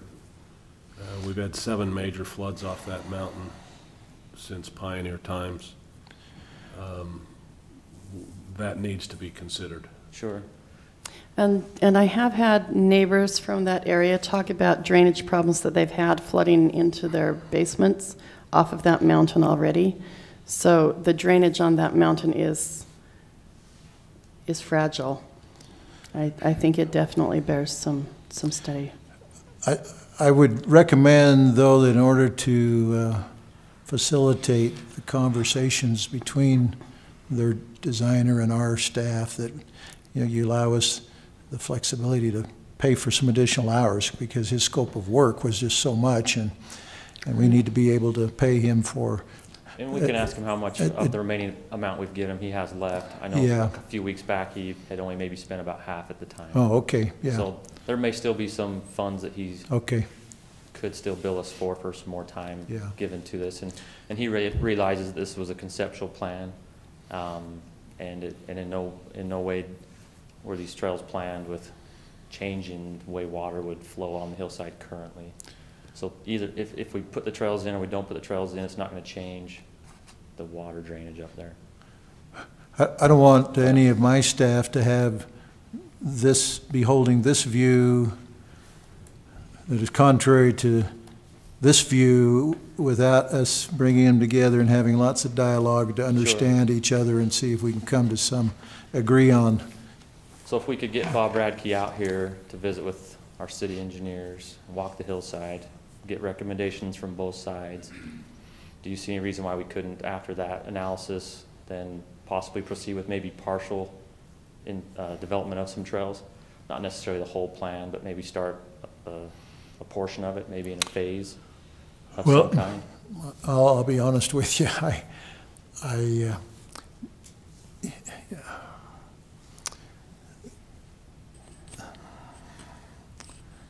You can say yes, it's okay.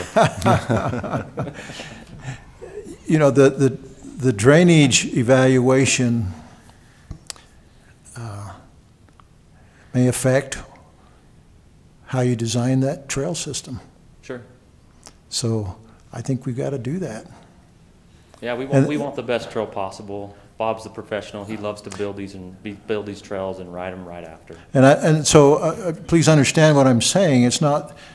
I'm not really saying, is Bob going to build that trail properly so that the water is diverted off at inappropriate places? Yeah. I'm saying really we've got runoff from that hillside. Just in general, I understand. That could affect this trail system. And if it ends up on those pathways that are not vegetated, it may do things that Bob's assuming isn't going to happen because he's not aware that water being diverted from these other areas coming to it from the other areas of the hillside is going to impact that trail system. So if we don't look at the whole picture, sure, we may be building a trail that is going to be impacted in ways that nobody anticipated. And the homes below. Right, Yeah. And the homes below. And then again, back to the road, I guess it's up for the council to decide whether you, once you're satisfied that you've looked at drainage adequately, are you willing to allow the trail system to be built without improving the road because they have a trailhead further north and a trailhead further south?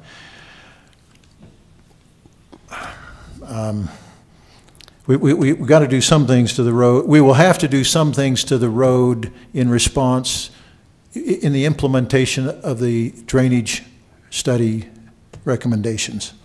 Well, there has been some improvement on the road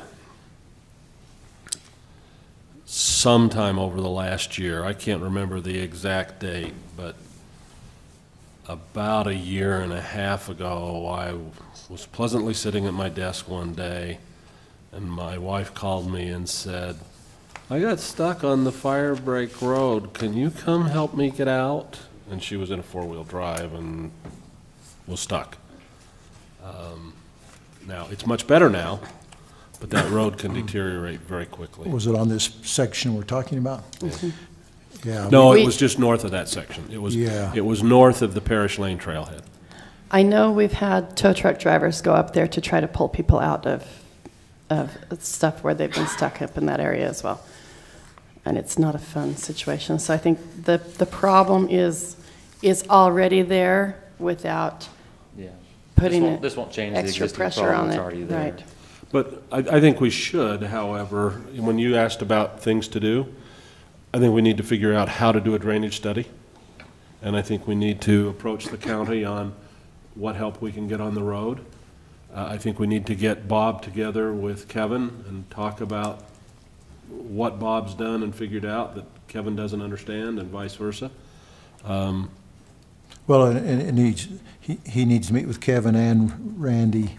Okay. Randy has some pretty strong views on this, and I think getting those two together might help bring them together. Okay. And as I said, a lot of people ought to read Facilitate that that. article Randy brought us. We want to do it right. I think that Councilman Nance, you're right on. We need to have a schedule of events when the year's taking place. So the Trails Committee isn't deflated that it's just being dropped. And the residents at the same time, it was mentioned tonight that, you know, that especially those that live up by there, that we do some canvassing and surveying with them as well too. But we just need, you know, a table these events could happen. So it's so there's, you know, we have on our calendar, we see some hope and see some progress. Yeah, and let me add this, because we've got two representatives of the gun club sitting here. The gun club, per the lease agreement that's in effect right now, which, by the way, expires the end of this year and can be renewed for another 5 years if it's mutually acceptable. But in that lease agreement, they are responsible for the road from the gate up to the gun range. And as we drove it today, it's not being adequately maintained. There's drainage issues. Culverts are failing. In one spot, the cable is undermined because of a failure of drainage. Water is not running down on the side of the road in some places, but on the road itself. So there's an obligation there that is not being fully kept, in my opinion. From what? Okay, all right. I'll take that as a commitment. And that's. Okay. Other than the one culvert that's coming loose. And, Can we Will you have step up here? Oh, I'm sorry. Yeah, the public needs to see on YouTube. Yeah, I'm sorry. Jim Foster.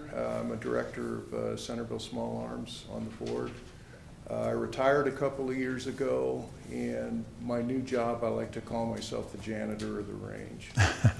So I spend a lot of time up there. The damage on the road happens over the winter. The burrow pit on the east side fills up, and we have to dig that out and free up the culverts. There's a culvert that's coming loose about separating, a third of the way up the road. And we suspect that that's been caused by erosion from motorbikers trying to go up the side of the hill, as was discussed earlier. So I'm a little at a loss as to how to fix that. But that's definitely on our agenda this year. We'll get a work party together. Yeah, I and get the appreciate road that. fixed. And I didn't mean to imply they haven't been doing anything. I just wanted to share what I observed today. Okay. No, but you know, Steve, that's, you know, talking about the lower road, you know, your comments about drainage resonated to me. I mean, I think you're on the right path getting a drainage study done of the whole hillside. That's one of the major problems I see up there. A couple of years ago, when all the roto mill was put down on the lower road, that sounded like a good idea at the time, but the road doesn't have good drainage, and that's washed away, and that's what's caused all you know, all the problems there. I'm just a kid playing in the water at the edge of the river in the sand, so I don't have the engineering know-how to fix that, but I think you're on the right path by getting some expert help there. Any question? No. Okay, thank you. Can I add one thing to the list? Bruce, in the wonderful world of cameras and electronics, with the problem Steve's discussing about the Dust Bowl, or the bowl, can we make arrangements to get some cameras up there and try and catch the problems, to solve them? You know, I think anything's possible if you've got some money to pay for it. There's no electricity up there, so you've got to have a generator. You've got to, you know, which hopefully wouldn't get vandalized while it is running the cameras and such. But drones, I think the police, you know, have talked about having their own drone and doing some camera work and things like that. So I think there's definitely possibility if you don't need a generator. You can get a solar panel. Yeah, yeah. So I think we certainly look into that and see what the cost might be. And that's not a bad thing. I'll bet the gun range folks would love to be able to look on a camera and see how things are doing at their range too, without having to drive all the way up there. So we've talked about it just in town at our cemetery, maybe having a camera just to let staff know when the burial service is over, so they can go take care of the closing of graves, and rather than having to have somebody drive up there and see if the vault guy's taking things down. Just call me. I'll just look out the window. So I don't think it's out of the question. I just think that there definitely would be some costs and things involved in that sort of thing. And in areas where we've had cameras that filmed someone stealing something out of a public works building, they still couldn't identify them or catch them or do anything. So I don't know whether the cost of the cameras is worth it. So. Okay. Could we put on the list of steps then scheduling a field trip, which we can talk about later if you'd like? Yes. Definitely. Yeah, I'd like to see some steps that happen where we can report council meeting in a couple of weeks of what's taking place. Because today, it's great that you went up there today and other city officials, but and you saw a lot of things that were revealed, but now we need to get to the nuts and bolts of it. Further comments from council? Yeah, I would propose that we have an item on the agenda monthly or every 6 weeks until we have this under control. Just an update. Doesn't need to be quite as long as tonight was, but just to go back and visit it and try and keep it moving. So, every council meeting or every month? No, month. What are you proposing? Once every month or every third meeting. I don't know that it needs to be every month, but just something to try to keep it moving, because we've got a Trails Committee who is trying to get something done and is obviously disillusioned at this point. Let's solve the problems, and maybe we're going to miss this year, but be in a position to get it next year if we keep it moving. So I'm just saying, for my money, once a month, 10 or 15 minutes, and then we go on. I agree. I mean, I think we can keep looking at it, and, you know, I think the Trails Committee is willing to work with the neighbors and get it to where it will work for everybody in the drainage, and it may take a while. So I'll even make that as a motion, that we put this on as an agenda item on the council meeting monthly. Do you want it monthly or maybe? Monthly sounds good. Does it? Okay. Can I make this one closing statement? Uh-huh. I do just want to tell you guys thank you very much for helping us get to where we are. This was obviously a new concept for the city to begin with a year ago. And with the community involvement that we've recently had, the open house was overwhelming. We've only got 4 people here from our community tonight, still here. 5, thank you. But we had 160 people fill out surveys, and probably over 200 people that actually came. And I had the chance to personally visit with you, Ms. March, and Brother Cole. I know your sons, and I know they're cyclists and they like to ride. And we got great feedback from you as well, and your family, and how you're involved in the hillsides and you like to hike and things like that. And that got us encouraged to see citizens come out and give us their points of view, and even the gentleman from the gun range shared with us their support, but also their concerns, and we're fully in support of that. We definitely want to keep this ongoing. We're not going to give up. I think we've got a good path forward, and we do want to address your concerns and start to take a bite at those one at a time. I think the community would love to have this, as you saw from our turnout from the open house. From my understanding is you've never had an open house that big before, and to have that kind of community support, we could have easily sent out a couple of notes tonight and probably had them all here tonight. So you can tell us thank you. We didn't send them all here tonight. But that's the overwhelming community sense that we've got. I know you felt that as they came to visit with you.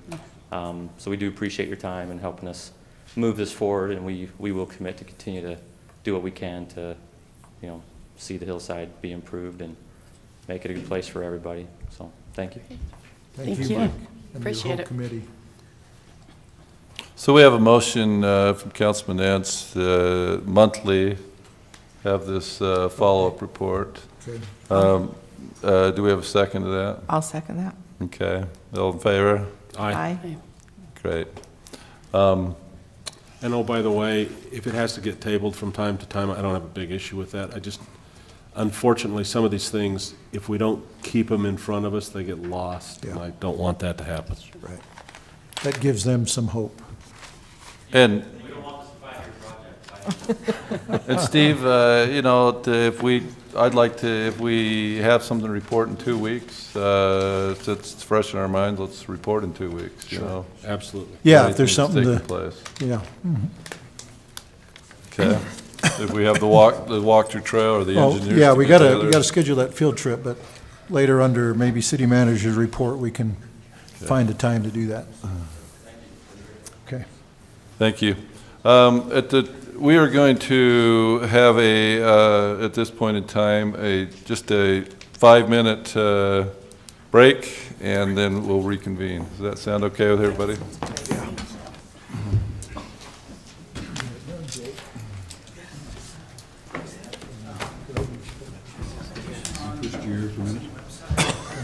So you need the time to use the bathroom. Okay. Open up that road probably every day.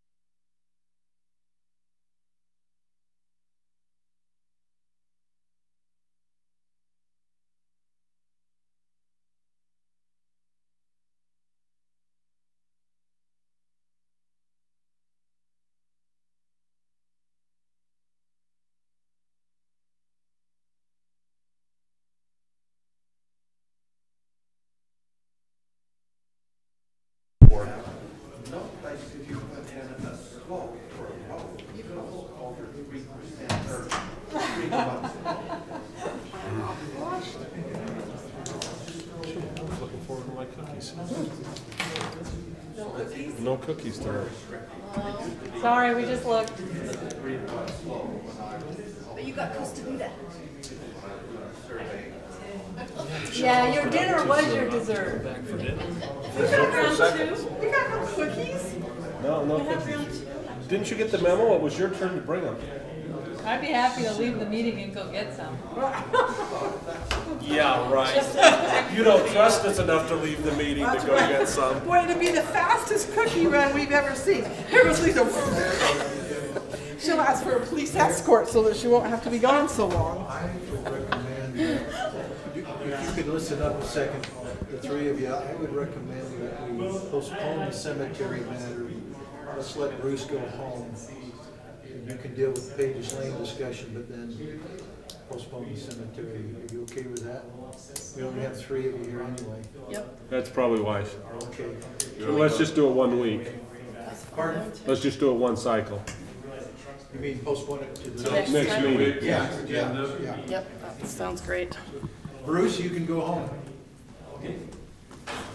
Thanks for staying, though.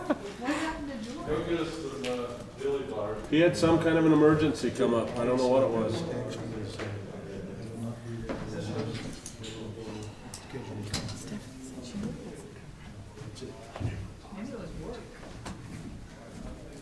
It may be because they get called into something crazy.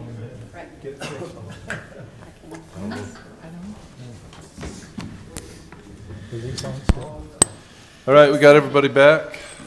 Great. Sorry, it's a little longer than 5 minutes. I guess we got visiting in the hall. Not us. Okay. We all get our time. Thanks. All right, let's go to item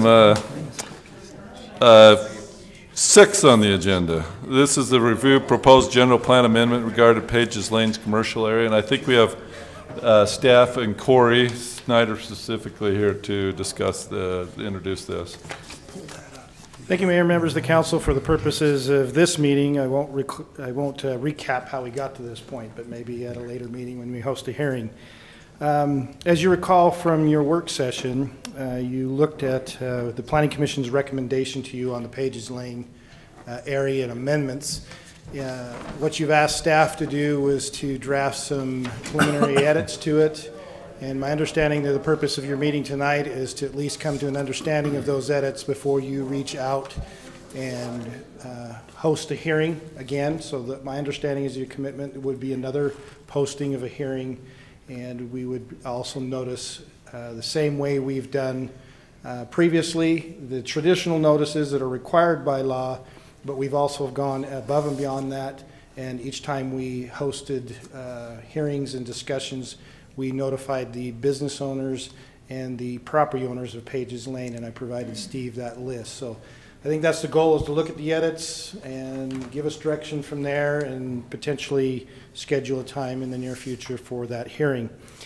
Just recapping in general summary of what we thought we heard from the work session, I think there was one very significant edit to the Commission's recommendation, and then a substantial edit to where that was removed.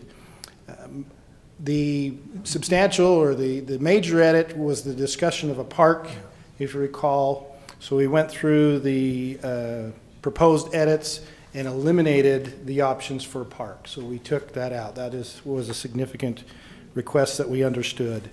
The second substantial edit involved the area. From our perspective, the discussion is the block has been segmented into an east and west half. On the east half that involved the park area has been a major focus of the commercial versus conversion to residential. What we heard from the work session is that the council wanted to acknowledge that the eastern half has some commercial existing on it, even though it's vacant, some viable commercial that still remains to some degree, in that you wanted to be able to recognize that commercial's existence and allow the opportunity for the near future for that commercial to be continued and supported by the general plan. Then the second half of that is you still wanted to leave an option for a little longer future, if you will, that it could be converted to residential and to establish the parameters that you would look at that. So in summary, with the edits of those two scenarios, we tried, as you see, the red lines is to throw in a comment of acknowledging the uses of the commercial and the opportunity for that commercial to remain in place. And also trying to describe, though, that the commercial zoning ought to remain in place for the near future, but put in language that says we don't want to go and amend the commercial zoning and add more uses. We don't want to do additional map amendments changing things to commercial. That you just simply leave the commercial intact for the near future, but not entertain future additions to the commercial. Now, I know that the property owners have had a chance to look at it. They're a little concerned about how that can be read, but I think our intent for the language is that you don't want to do zone map amendments for additional commercial, meaning bump up to CVH. You don't want to do additional text amendments to add uses to the commercial high zone that are not there already. So that's the way we interpreted existing commercial, as is in the CH zone. As to the residential edits, we recognize that you would entertain moving to a residential. I believe the number, as I recall, was 3 to 5 acres conversion. This is the concept that you didn't want somebody to come in with a half-acre piece, rezone it, and have an isolated residential project. So that's something to be discussed, is those limitations, what you envision, the 3 to 5 acres, which is a significant portion from my mind, but not all of the property. The other thing that we did to try to alleviate how the residential would be developed, this is the concept in the language that's saying, well, we're looking to move from west side of that block, so that's the middle of the block, to the east side as a conversion pattern, so that we don't have, or that we have a substantial amount moving towards the conversion, because that's a lot where the vacancy is on the property.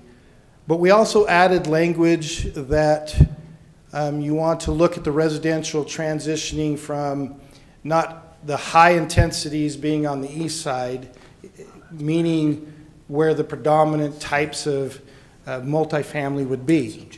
But you would look at the more intense multifamily buffering to the commercial and transitioning through that development to some lighter residential uses or duplexes or single-family homes on the east end that's deeper into the neighborhood. I don't know if you like that language, but that's what we were attempting in the language of how to transition residential. And to control that, we put in the last item for that section is that this wouldn't occur just as a zone map amendment to residential medium at 6 units an acre. You wouldn't look at it and say, traditionally, we'll just take a section of that property, rezone it RM, and whatever the RM says, that's what you get. We added the tool that conversion, according to this language, will be through the PDO process, the plan development process. And that's still legislative action. And so what that does is it takes it out from the residential medium just being quadrant off and then left to the Planning Commission to design it under the RM design procedures. This would involve where you as a legislative body, if it was to move out of the commercial, so we still have this intent of trying to maintain how the commercial sits in place, but if it's going to transition, somebody's going to come into a proposal through a legislative action to implement the density of the RM zone and look at how it transitions and how it's being buffered and setting up for the rest of the block to be developed rather than creating an isolated development.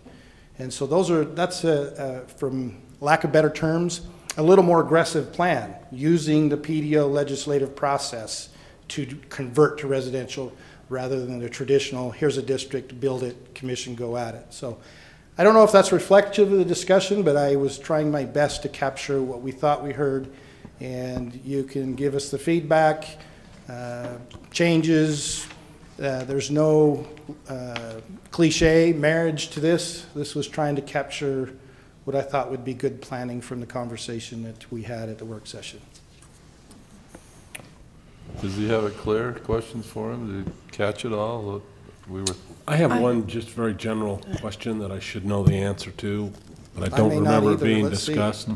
What is the zoning on the other corner of Pages Lane and Fourth East? In other words, the southeast corner? next to Across the church? street where that vacant lot is, it's residential low. Across the street is residential low from 400 East, inside the city boundary to the foothills, it's residential low. Well, I knew further up was residential low, but the corner I didn't know. The corner is also residential low, the one that's for sale, that we get a lot of calls on lately? Yeah. I didn't know we were getting calls, but. Yeah. That's why I can answer it for you so easily. I guess I'll kick off. The only thing that you said that that raised the hair on the back of my neck a little bit. Sure. And I kind of agreed with it, but I kind of didn't. And that was expansion of uses in the commercial high. Understood, that's... I understand, I'm trying to search for a good example. I don't want to create a totally new animal in the area, but if there was something that was not totally dissimilar that somebody wanted to put in that wasn't on the list, I would at least be willing to consider it. And I think that's a valid point. If you go back up to the introduction to that eastern part of the block, as the policy is written, which is not right or wrong, but you're raising this issue of whether you want to be flexible. In that paragraph, the assumption of the policy is that commercial is not going to be viable into the future. And so if that assumption is the direction you want to go, and that you're expecting a future transition to residential, so when that opportunity for the commercial is to go away, so that assumption of the policy is that you are assuming that commercial viability is going to wane over time. Then the policy that's following up, what you're talking directly about, is the assumption that we're not expecting to introduce more commercial opportunities and viability because our long-term goal is the residential conversion. So the policy is written as if it's going to go away and that you're not introducing new to create additional commercial viability because your long horizon truly is a commercial or a residential conversion. If that is creating angst to your discussion as a group, again, you would adjust that policy to soften that up and say a more uncommitted direction to residential, maybe way to put it. And then you would go back into the other policy and lighten up the restrictions about amending things. I guess I would say it differently. I would say it as because the last 10 years have shown us that we're not getting what we want, which is a continued viable commercial area, it probably needs to move the other direction. But if possible, we'd like to keep it. And I think that is truly the policy. I think that's a great, very poignant consequence to debate. I think that is. And I agree with that. I mean, we would all love to see it be commercial, and none of us can say it's not. I mean, if Trader Joe's came in tomorrow and went up there, I think it could probably be viable there for the next 20 years. So, I don't know that we can say it's not viable because we would only take one person, one thing to change that. On our PDOs, don't we require 5 acres? When you're looking at single family, no, but if you're looking at multifamily, yes, that's why that 3 to 5 acre range is going in. There's been discussion in the city of whether you want to amend that to 3 acres. And so that's where the numbers are being tied, 3 to 5, and then let the PDO process into the future. If somebody came in with, let's just say 3.5 and you liked it, they would have to amend that down to the 3.5. But that's why the two numbers are related, because we've talked about potentially going to 3. I don't know if you're really going to 3, but this builds it up so that it gives an opportunity for the PDO to be amended potentially down to 3. I would be probably not foregoing less than the 5, because I would like to see it to be developed in a bigger, I mean, then we're encouraging to get little chunks. How many acres is it from the DI to 4th East, do you know? I believe, oh, where's the numbers at Aft? But I know you're somewhere around, is it about 9? 8 or 9? 9 acres? Yeah, everything East of the DI? Everything east of the DI is about 9 8.5, acres. 9. So, I mean, if we did 3, we're gonna get Tiny a little. store, and then we're gonna get houses, and it's just But if not you were gonna willing work. to go below 5 and do 2 4s, that's not all bad. But Yeah, if you put remember the a general 4 plan in is trying to between give the general DI and guidance, and Dick's then you'll Market, it adjust is. your implementation tools as you see. Somebody could come in with a terrible 5 acre and not work at all. Somebody could come in with a 3.5 acre and you really like it. And so the general plan is trying to cover a potential opportunity. But I think it goes back. You're bringing up the counter points to it. Do you want to soften up and lengthen out the opportunity commercial, or do you want to be more committed to what you expect for the residential? And that's, what do you see for the future? Bird in the hand versus 2 in the bush. But I like that you've zeroed in on the details. That's fun to engage on the details. You know me. Speaking of the future, one thing that we don't have in this plan, and that I'd like, at least when I read through it, and that I'd like to at least address, is that we do have a school there on Pages Lane. Yes, Taylor. And right now, there are a lot of kids that go to that school, but that may not always be the case, and the district may not always want to maintain that as a school. I'd like to have a backup plan of, should they vacate that as a use? Well, right what now, do the we school want for it? boundary on the south side of us is Tolman. So the school boundary of any kids being, if there's any kids developed a residential project, the current school boundary is to Tolman and Bountiful instead of Taylor. What she's saying is, if I'm they were to saying- knock down J.A. Taylor, she wants to make sure it's gonna go to single-family homes and not density. Yeah. Well, you've got a couple of things here. We've already passed the edits that we're not converting to commercial on the north side. So that's in place, you know, in there. The issue will be is you'll have long notice of a vacation of the school property, because right now we can't regulate the school property. Well, I don't want to But if regulate it goes into I private just- hands, you'd have to change that. But right now, if I recall right, we'd have to go back, but you've already addressed no commercial on that side. And I think single family is called out as the preferred use, but I'd have to check on that. I just want to have it for sure spelled out. Yeah, That we- should they decide to vacate that school, Well, our we would- preference is The single-family current homes. boundaries you've readopted puts Taylor in the other area instead of the Pages Lane area. Not this part of your general plan. Even though it's on, the ingress egress is. Pages the Lane is the divided in egress is- half now. It used to draw, if you remember, that's a year ago, it used to draw, that's where the Bowling property got debated. Don't say that to me. Okay, I don't want that's to hear where that the right one property east of the school became a debate of whether it was commercial uses. We've removed that, and the entire north half is in that other section, no longer in the Pages commercial area. Okay, all right. But I Then have to check remind me on- that I want that in there Yes. when we get to that Yes, section. I can look that up and answer that question. Thank you.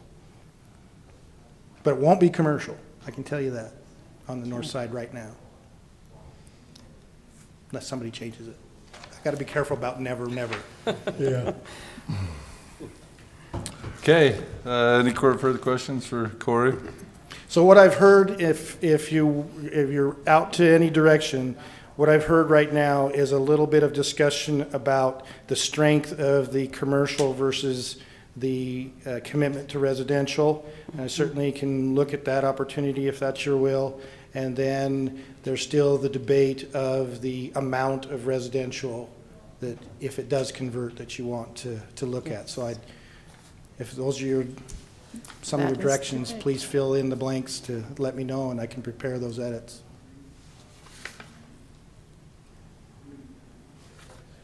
Uh-huh.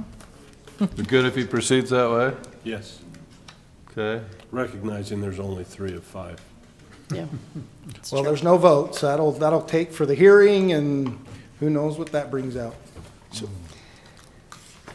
So when do we hold a hearing? That's a good question. When do you want to see the edits one more time before the I hearing? think that the other two would like to see the edits. I do too. Like to. Okay, we can provide those for the next meeting. I think we'd all like to see the edits. Yep. And the other two, and Yeah. Yeah. so all of us. So next meeting, tentatively, no hearing yet. Correct. Correct.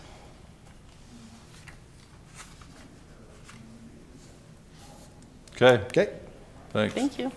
Thanks, Corey. Would there be a chance for a moment for public on this agenda item? I don't know the procedure. What do we have? Lisa? These are It's the, just up to the council. these are the property owners. I don't have a problem. Yeah, I know who it is. I don't have any problem. Okay, so council, it's good? Go for it. Great, come on up. You know, I just have to make sure I'm doing it right. Yeah. So. Thank you, and I I'd think love to hear from you. Stick around, Corey. Buck Swain. Thank you. He's just feeling cold now. Buck Swaney, I'm here representing Dicka Properties. Most of you have seen me at least once or twice before, and I wanted to take a moment to just weigh in on some of this transition that's taken place and try to help set a couple of these boundaries, take them out of the abstract and into the concrete for you.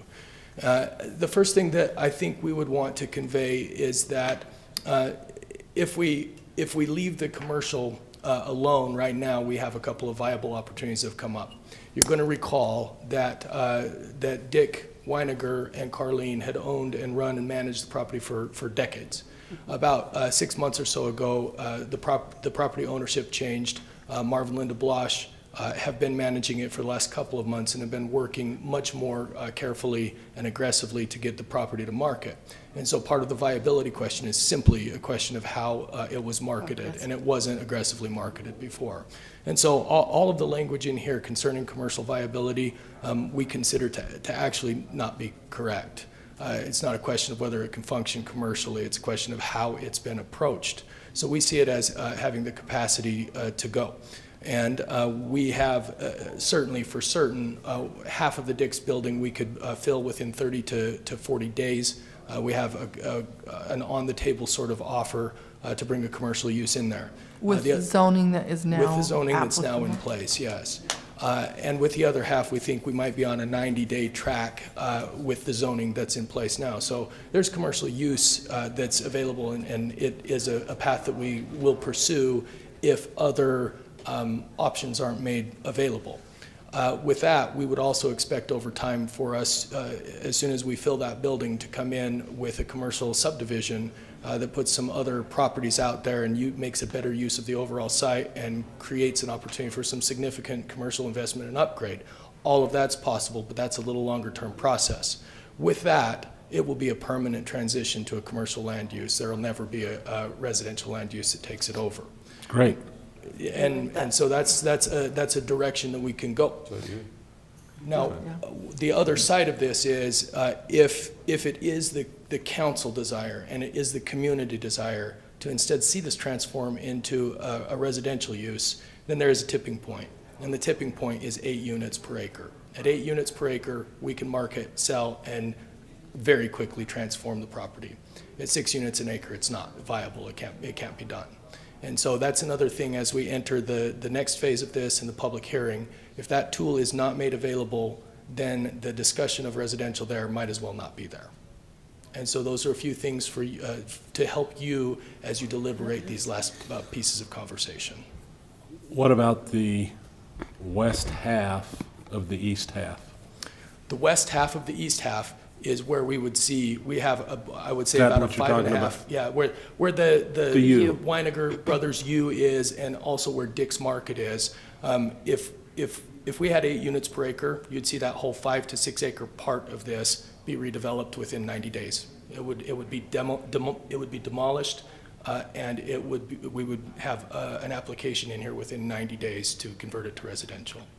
But what about the commercial? What about The other half of the commercial would be upgraded, cleaned up, and kept in operation until we had a viable way to move down the line with the redevelopment of it. So you are looking at residential eventually on the whole piece? We have an offer for residential on the piece, but the tipping point again, at 6, the offer is not good enough, it doesn't work. But you just said commercial might be viable. Commercial is viable, right? So we're way smarter to stay at 6 because We we'd would rather love to have have commercial. I think what he says, commercial's viable. If they decide to go residential, you're saying you need 8. Yeah, that's right. So if you want this to transform to residential, we need 8.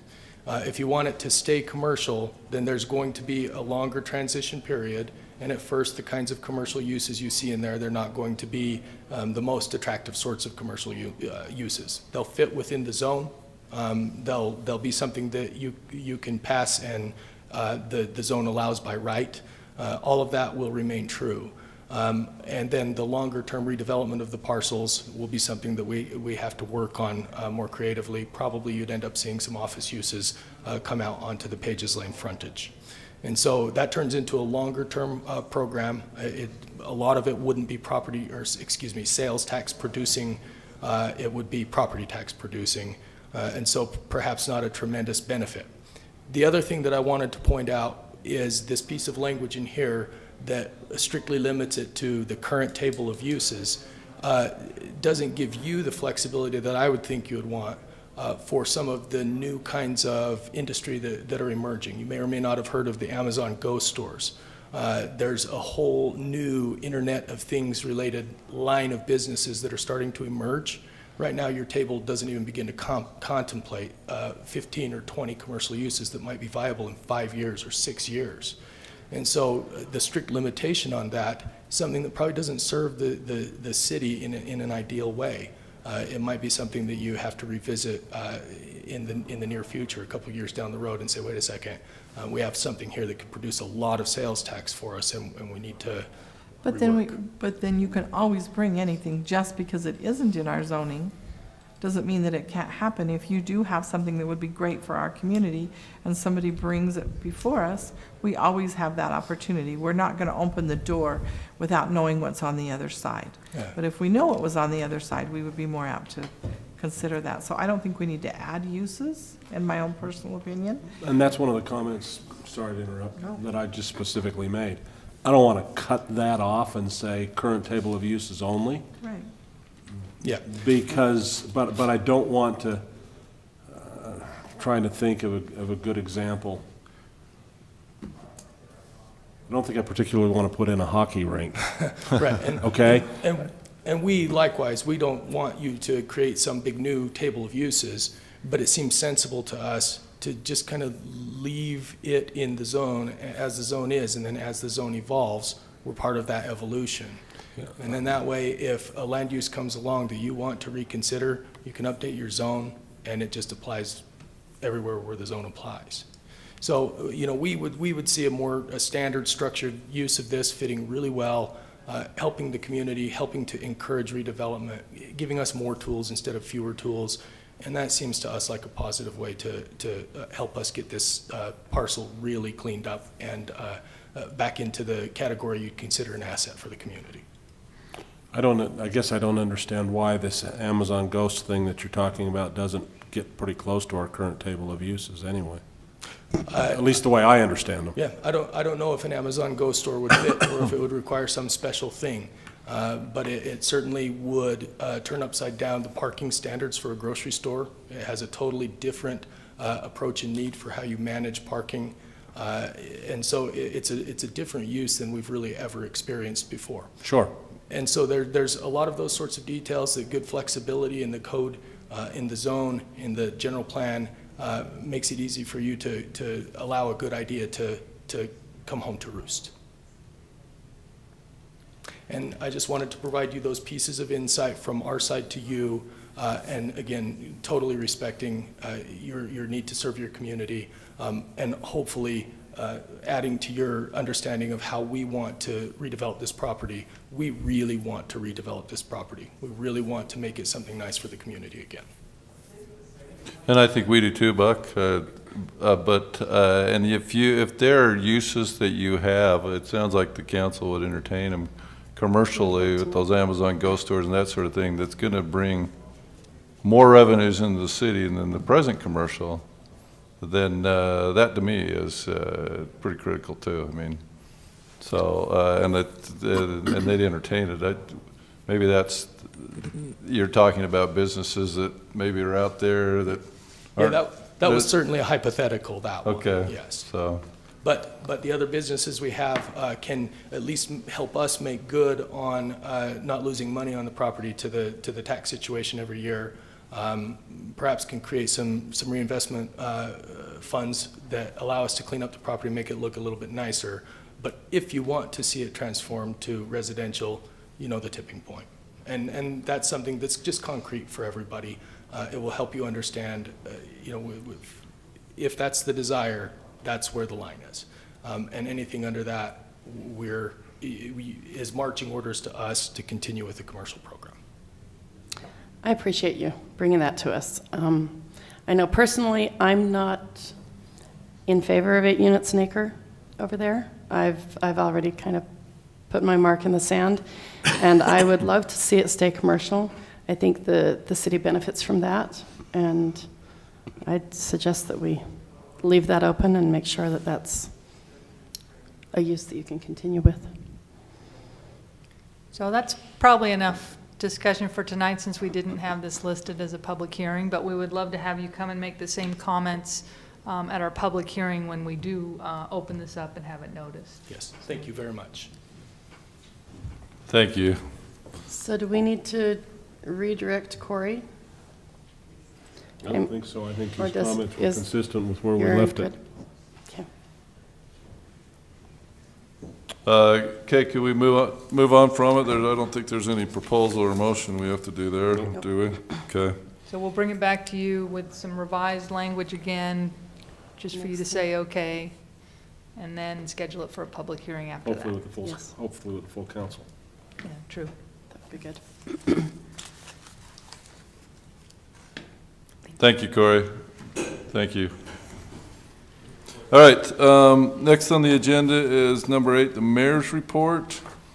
My report tonight consists of 3 items. First, the fire service area.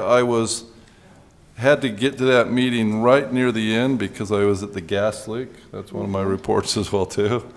And I think that as we sat around the table, you may not have heard Councilwoman Ivy, but Corey was talking about we had the gas leak down below the megaplex, and we evacuated Building A and Building B, and I got over there, and they had the command center there, and we met with the residents at about 5:15 to tell them the results, and I think most of you have heard those results. Everybody's able to get back in except for 20 units. They could get back in as well too. They just didn't have gas, so they didn't have heat. So I was at that, and so I ran over to the fire service meeting after that and talked with Chief Bassett and a couple of the other mayors. I got there while they were still there, and they wanted to report on what had happened with the gas leak. To report from that, we approved some minor purchases. The big major thing to report is that Chief Bassett wanted me to pass on that they do have a buyer for the existing fire space place. And there's a backup buyer as well too, and so he was going to him with the counter proposal on Monday, and so and it was for an increased amount. We didn't talk figures from what they more than what they but more than that currently was proposed. Good. And so that's the big thing that affects our city right now, and then.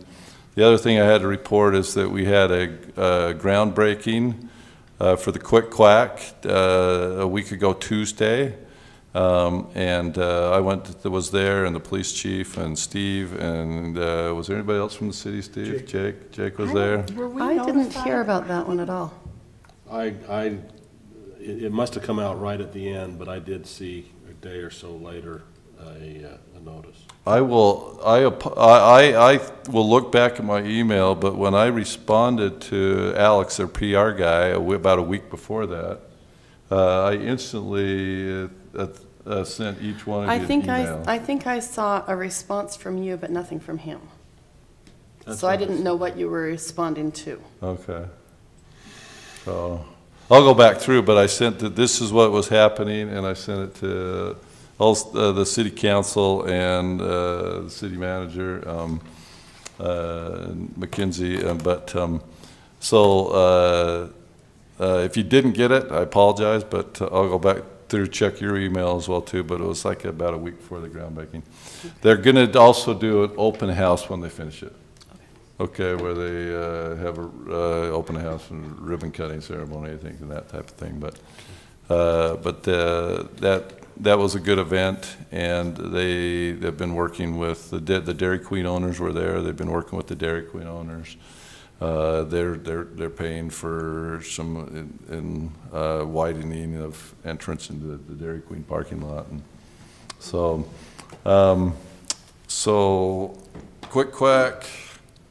Gas leak, fire service report, that's my report. Should There's other questions. Since it's my understanding that Megaplex opened their facilities to the people who were evacuated for the afternoon. They did, that's where we had the 5:15 meeting in there. So should we maybe do something in either on the website or in the next newsletter to acknowledge that and say thank you? It's their project. Could. It's not their project. Maybe that if there's something I don't know, but I mean, it would seem like it's an unrelated business. Is it the same, was it the same people who built it? And Well, I thought that No, whole but you're section was kind of all the same. I don't know who ownership. actually owns the theater building, if it's a lease to Miller's by U.S. Development or whoever that financial partnership is that owns the apartments as well. I don't know. I don't know. Mayor could sign a thank you letter or something to them. Even if it is the same owners of the Megaplex and the apartments, obviously the Megaplex is leasing it, and they made the decision They're the to, ones that made the Right. yeah, Yeah. to allow that use. Yeah. I agree, I think it'd be nice to acknowledge. I think anything like that somebody does and steps up, we ought to acknowledge. Too late for this newsletter, we could put it on the website. That would be good. A thank you to, maybe make a note of that. And I know it hit the news and was acknowledged on Facebook and such, that's where people were being able to be temporarily held. I was actually pretty Accommodated. impressed that they did. Mhm. But they did the news report, or? No, that they opened it up like that. Oh, yeah. I was Yeah. pretty positively impressed. Mhm. That's And- nice. And it was really used. I mean, when I went over there, and we did the report, Steve, you came near the end, and what we have, 30, 40 residents there, do you think? Yeah. So, We live in a good place, we do. people. Yeah. City Council Liaison Report from Councilwoman Ivy That would be me. is next. I'll start with my question about the RAP tax, to clarify that. There's some concern, some question about the intent of when we authorized the funding for the rest of the lighting and pavers. My intent was that they would get that paid for and resolved so that our liability was over as far as being negligent on that, and that they would not need to wait or depend on the CLG grant that's not yet awarded in order to do that. And they're not certain that they have enough money to do it, and so I was hoping that we could get kind of a guess at what the RAP tax, their 5% will be through the rest of the year, just to make sure that that is going to be taken care of. We're not going to be left with a partially done project. So you're saying the what was that, $27,000? 27 doesn't cover it? They're not sure, because the other part, the original number was 34,869 in motion 2, which is the one that I made the motion for option 2 at that amount. And then there was discussion back and forth, and we had agreed that they had some wrap tax coming already, and so we deducted the guesstimate of the wrap tax from how much contingency they would need. And I just want to make sure that that's... I'm sorry, I've got to speak up. They still have the option of using a new allocation come July. And as far as safety goes, putting the lights in could wait until July, because it's light until 8 o'clock now, and it's going to get lighter as every day passes. So to use the argument that they've got to get all this stuff in in the next month or two. I'm feeling like the sooner the better, so that the city's liability is no longer an issue. I just wondered what the number was, if we had an idea. Because the number that I proposed in my motion was the 34,869, and then we reduced that number during our discussion based on what the wrap tax was anticipated to be. I wanted to know if we were on track. For the rest of the year. For the rest of, for this fiscal year. It's on track. Might be a little better than that. Okay. According to. Okay. That'll Was be. that the 8,000? Well, they have, it was estimated, I think, about 20,000 for the whole year. Their 5% allocation. And so, I don't know if it was a 6-month estimate I was making or a 5-month estimate. When we came in, I didn't realize that that's what it was, because they said, they thought they had 17,000 or something. And you said to them, no, you only have So much left. so much left. Yeah, and I can't, off the top of Was my that the head. wrap tax that they only had so much left of? Right. Okay. Okay. Well, I just want to make sure that we are still on track for that, because my intent was that they'd be able to get that finished sooner rather than later. We're still waiting we haven't heard yet if the CLG grant will be awarded, so that's still in the future. They did get a generous donation of furniture that was originally belonging to B.H. Roberts, and that it was an all or nothing donation. You take it all or you don't get any. So they have gone up to Ogden where it was housed and looked through it and said yes, it was something that was of value for the museum, and they've gone through the process. They've got now that we've approved their guidelines and their bylaw, their what's the official name of that?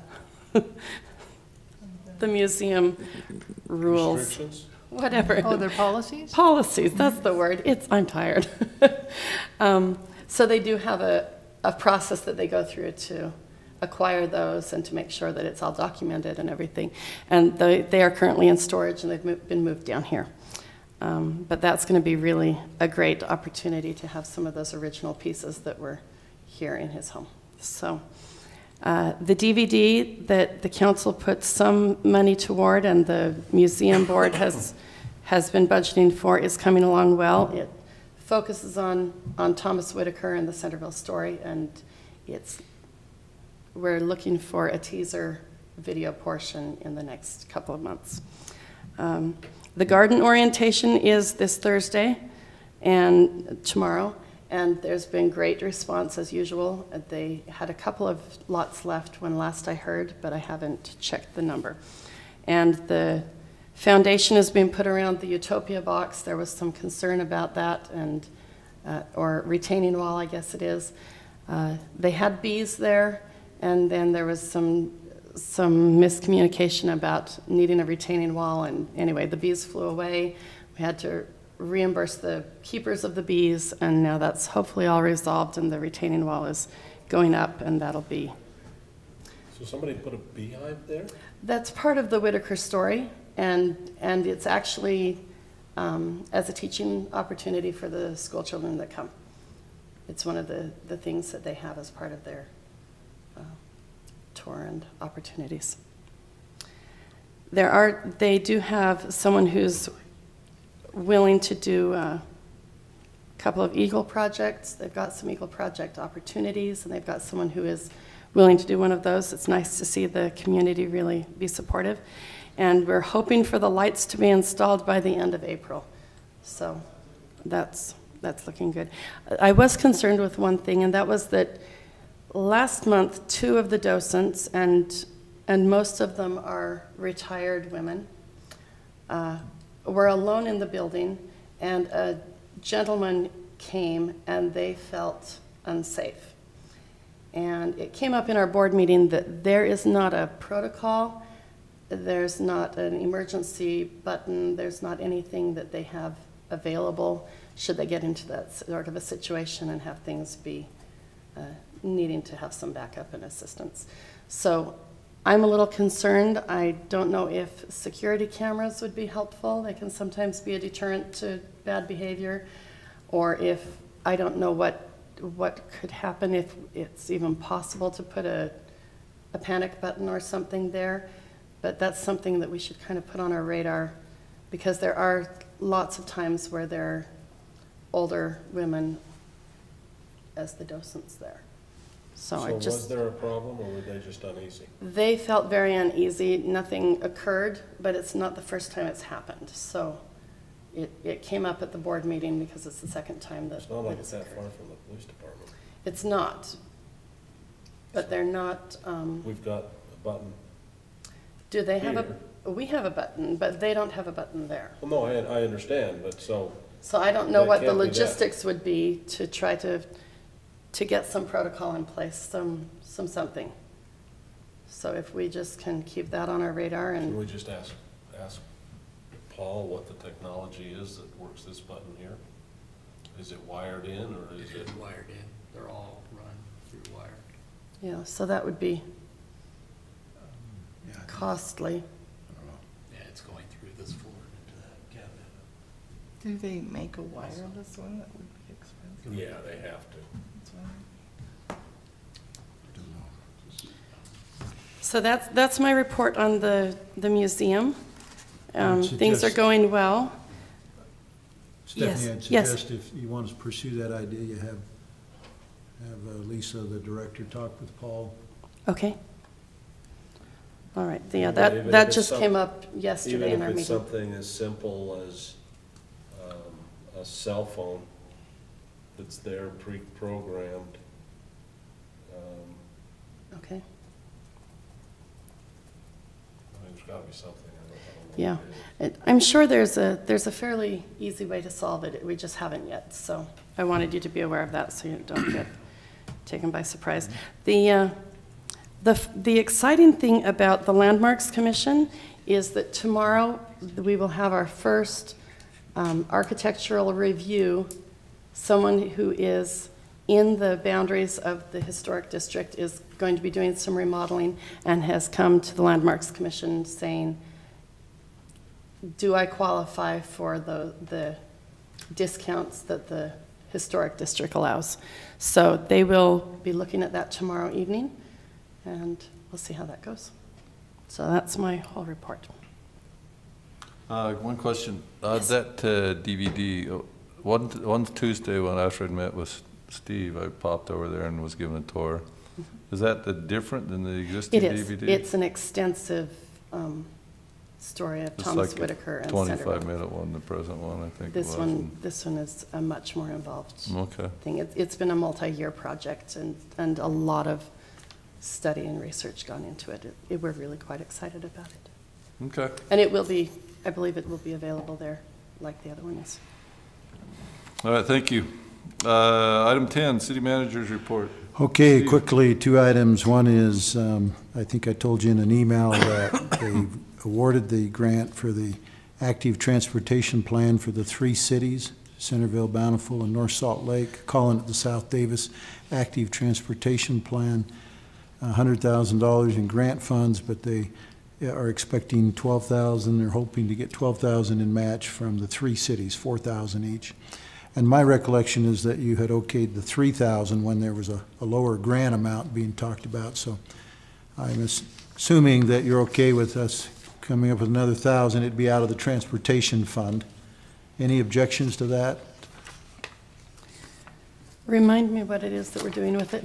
It's, the active transportation plan will be, and I wish I was better acquainted with what it is. I've never been involved in one, but it's studying the alternatives to vehicular transportation, the connections, pedestrian and biking connections between the communities, for example, coordinating those between the communities, designating where those connections ought to be. That's the best I can do. I really don't have a good grasp of what the plan will have in it. Yeah, if I may add, Steve, that's a good precursor to requesting other funds. If we have a report that we can, or this plan that we can refer to, the Wasatch Front really likes seeing those. For improvement, actually. Yeah, for improvement. Plans for Yeah. trails and pathways. You know, different paths, different, you know, government grants, because we have a plan mixed with the other cities. As we say as that to we've how to thought it get from- through. How to get from Centerville to, Yeah, that's, And where are we taking the funding it from would that? come from the transportation fund. Yeah. Where you had agreed the 3,000 would come from. Does that reduce what we can spend on roads? Yeah. Because that's a concern of mine. But I think it's Depend on what? Roads. but I think it's a relatively small amount for Yeah, we can't do many roads for another 1,000. significant to leverage potentially, as Jake explained. yeah, I was gonna say, hopefully we'll be able to get some grants by doing it that would Right. give us more than $4,000 back on our roads. That would be Yeah. nice. And then especially bike lanes that would be on roads, for example.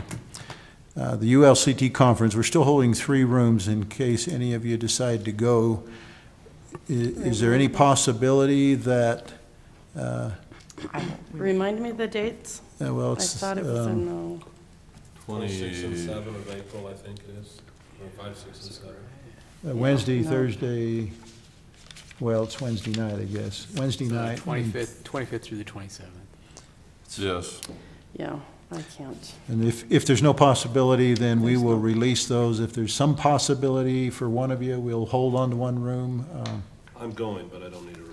And the mayor said the same thing, and Tammy's not going, and I guess we'll need to email with George and see what his answer is, but you two know. Okay. All right, that's it for me. Oh, wait a minute, field trip. Scheduling. Field trip. Do we Okay, wait till after tax day? No, let's do it. If the mayor can do it, I'll do it.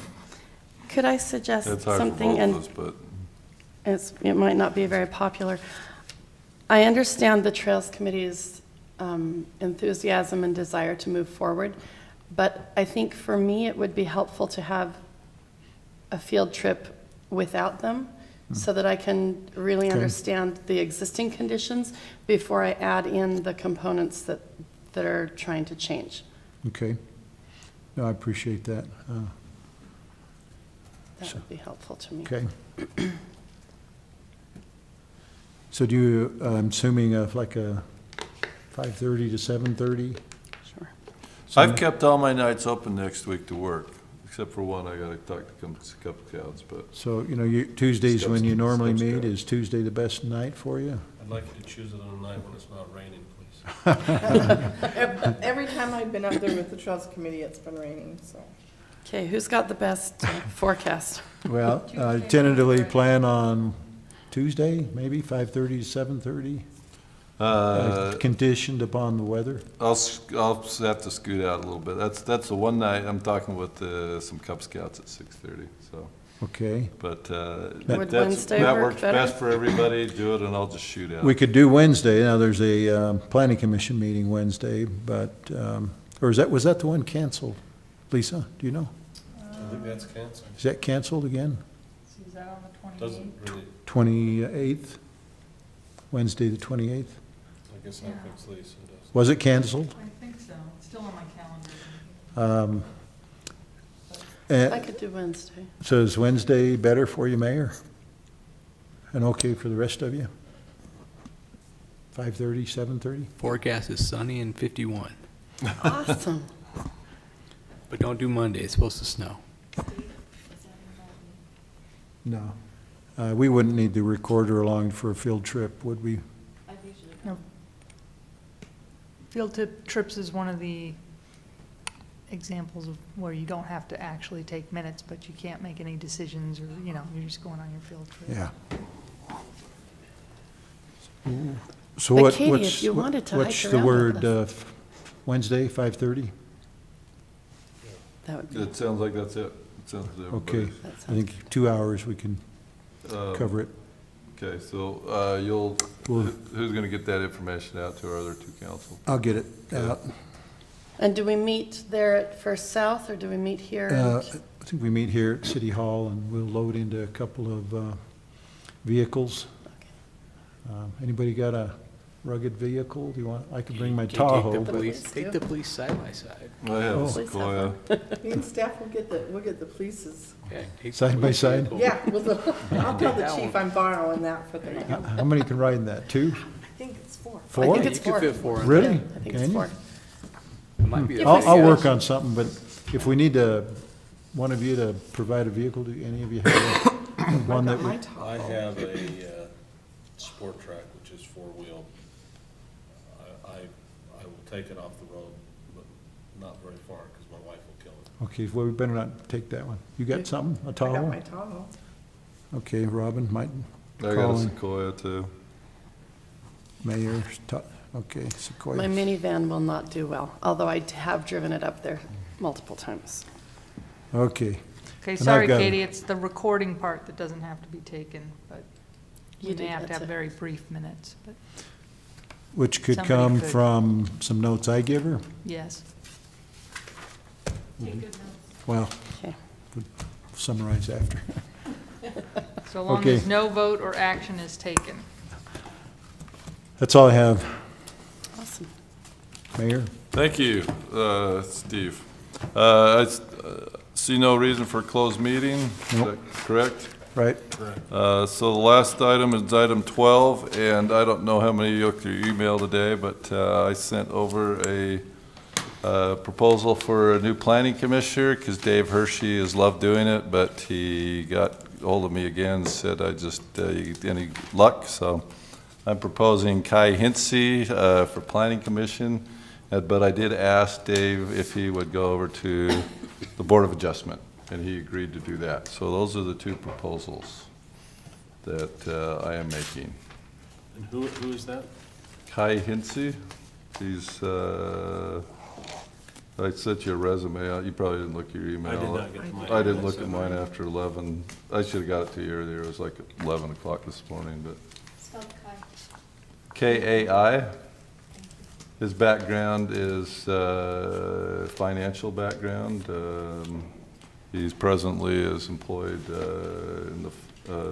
by the LDS Church, and he has served with them for a lot of years. He was stationed in Argentina. He was stationed in other areas as well too. So he's had worked with cities and auditing functions as well too. So. Make a motion to support the mayor's proposed appointments. Second. We have a motion and a second. All in favor? Aye. Aye. Any opposed? Motion to adjourn. Motion to adjourn? Second. Just a reminder, if you haven't seen the email, the Vaughn's retirement is Friday from 2 to 4.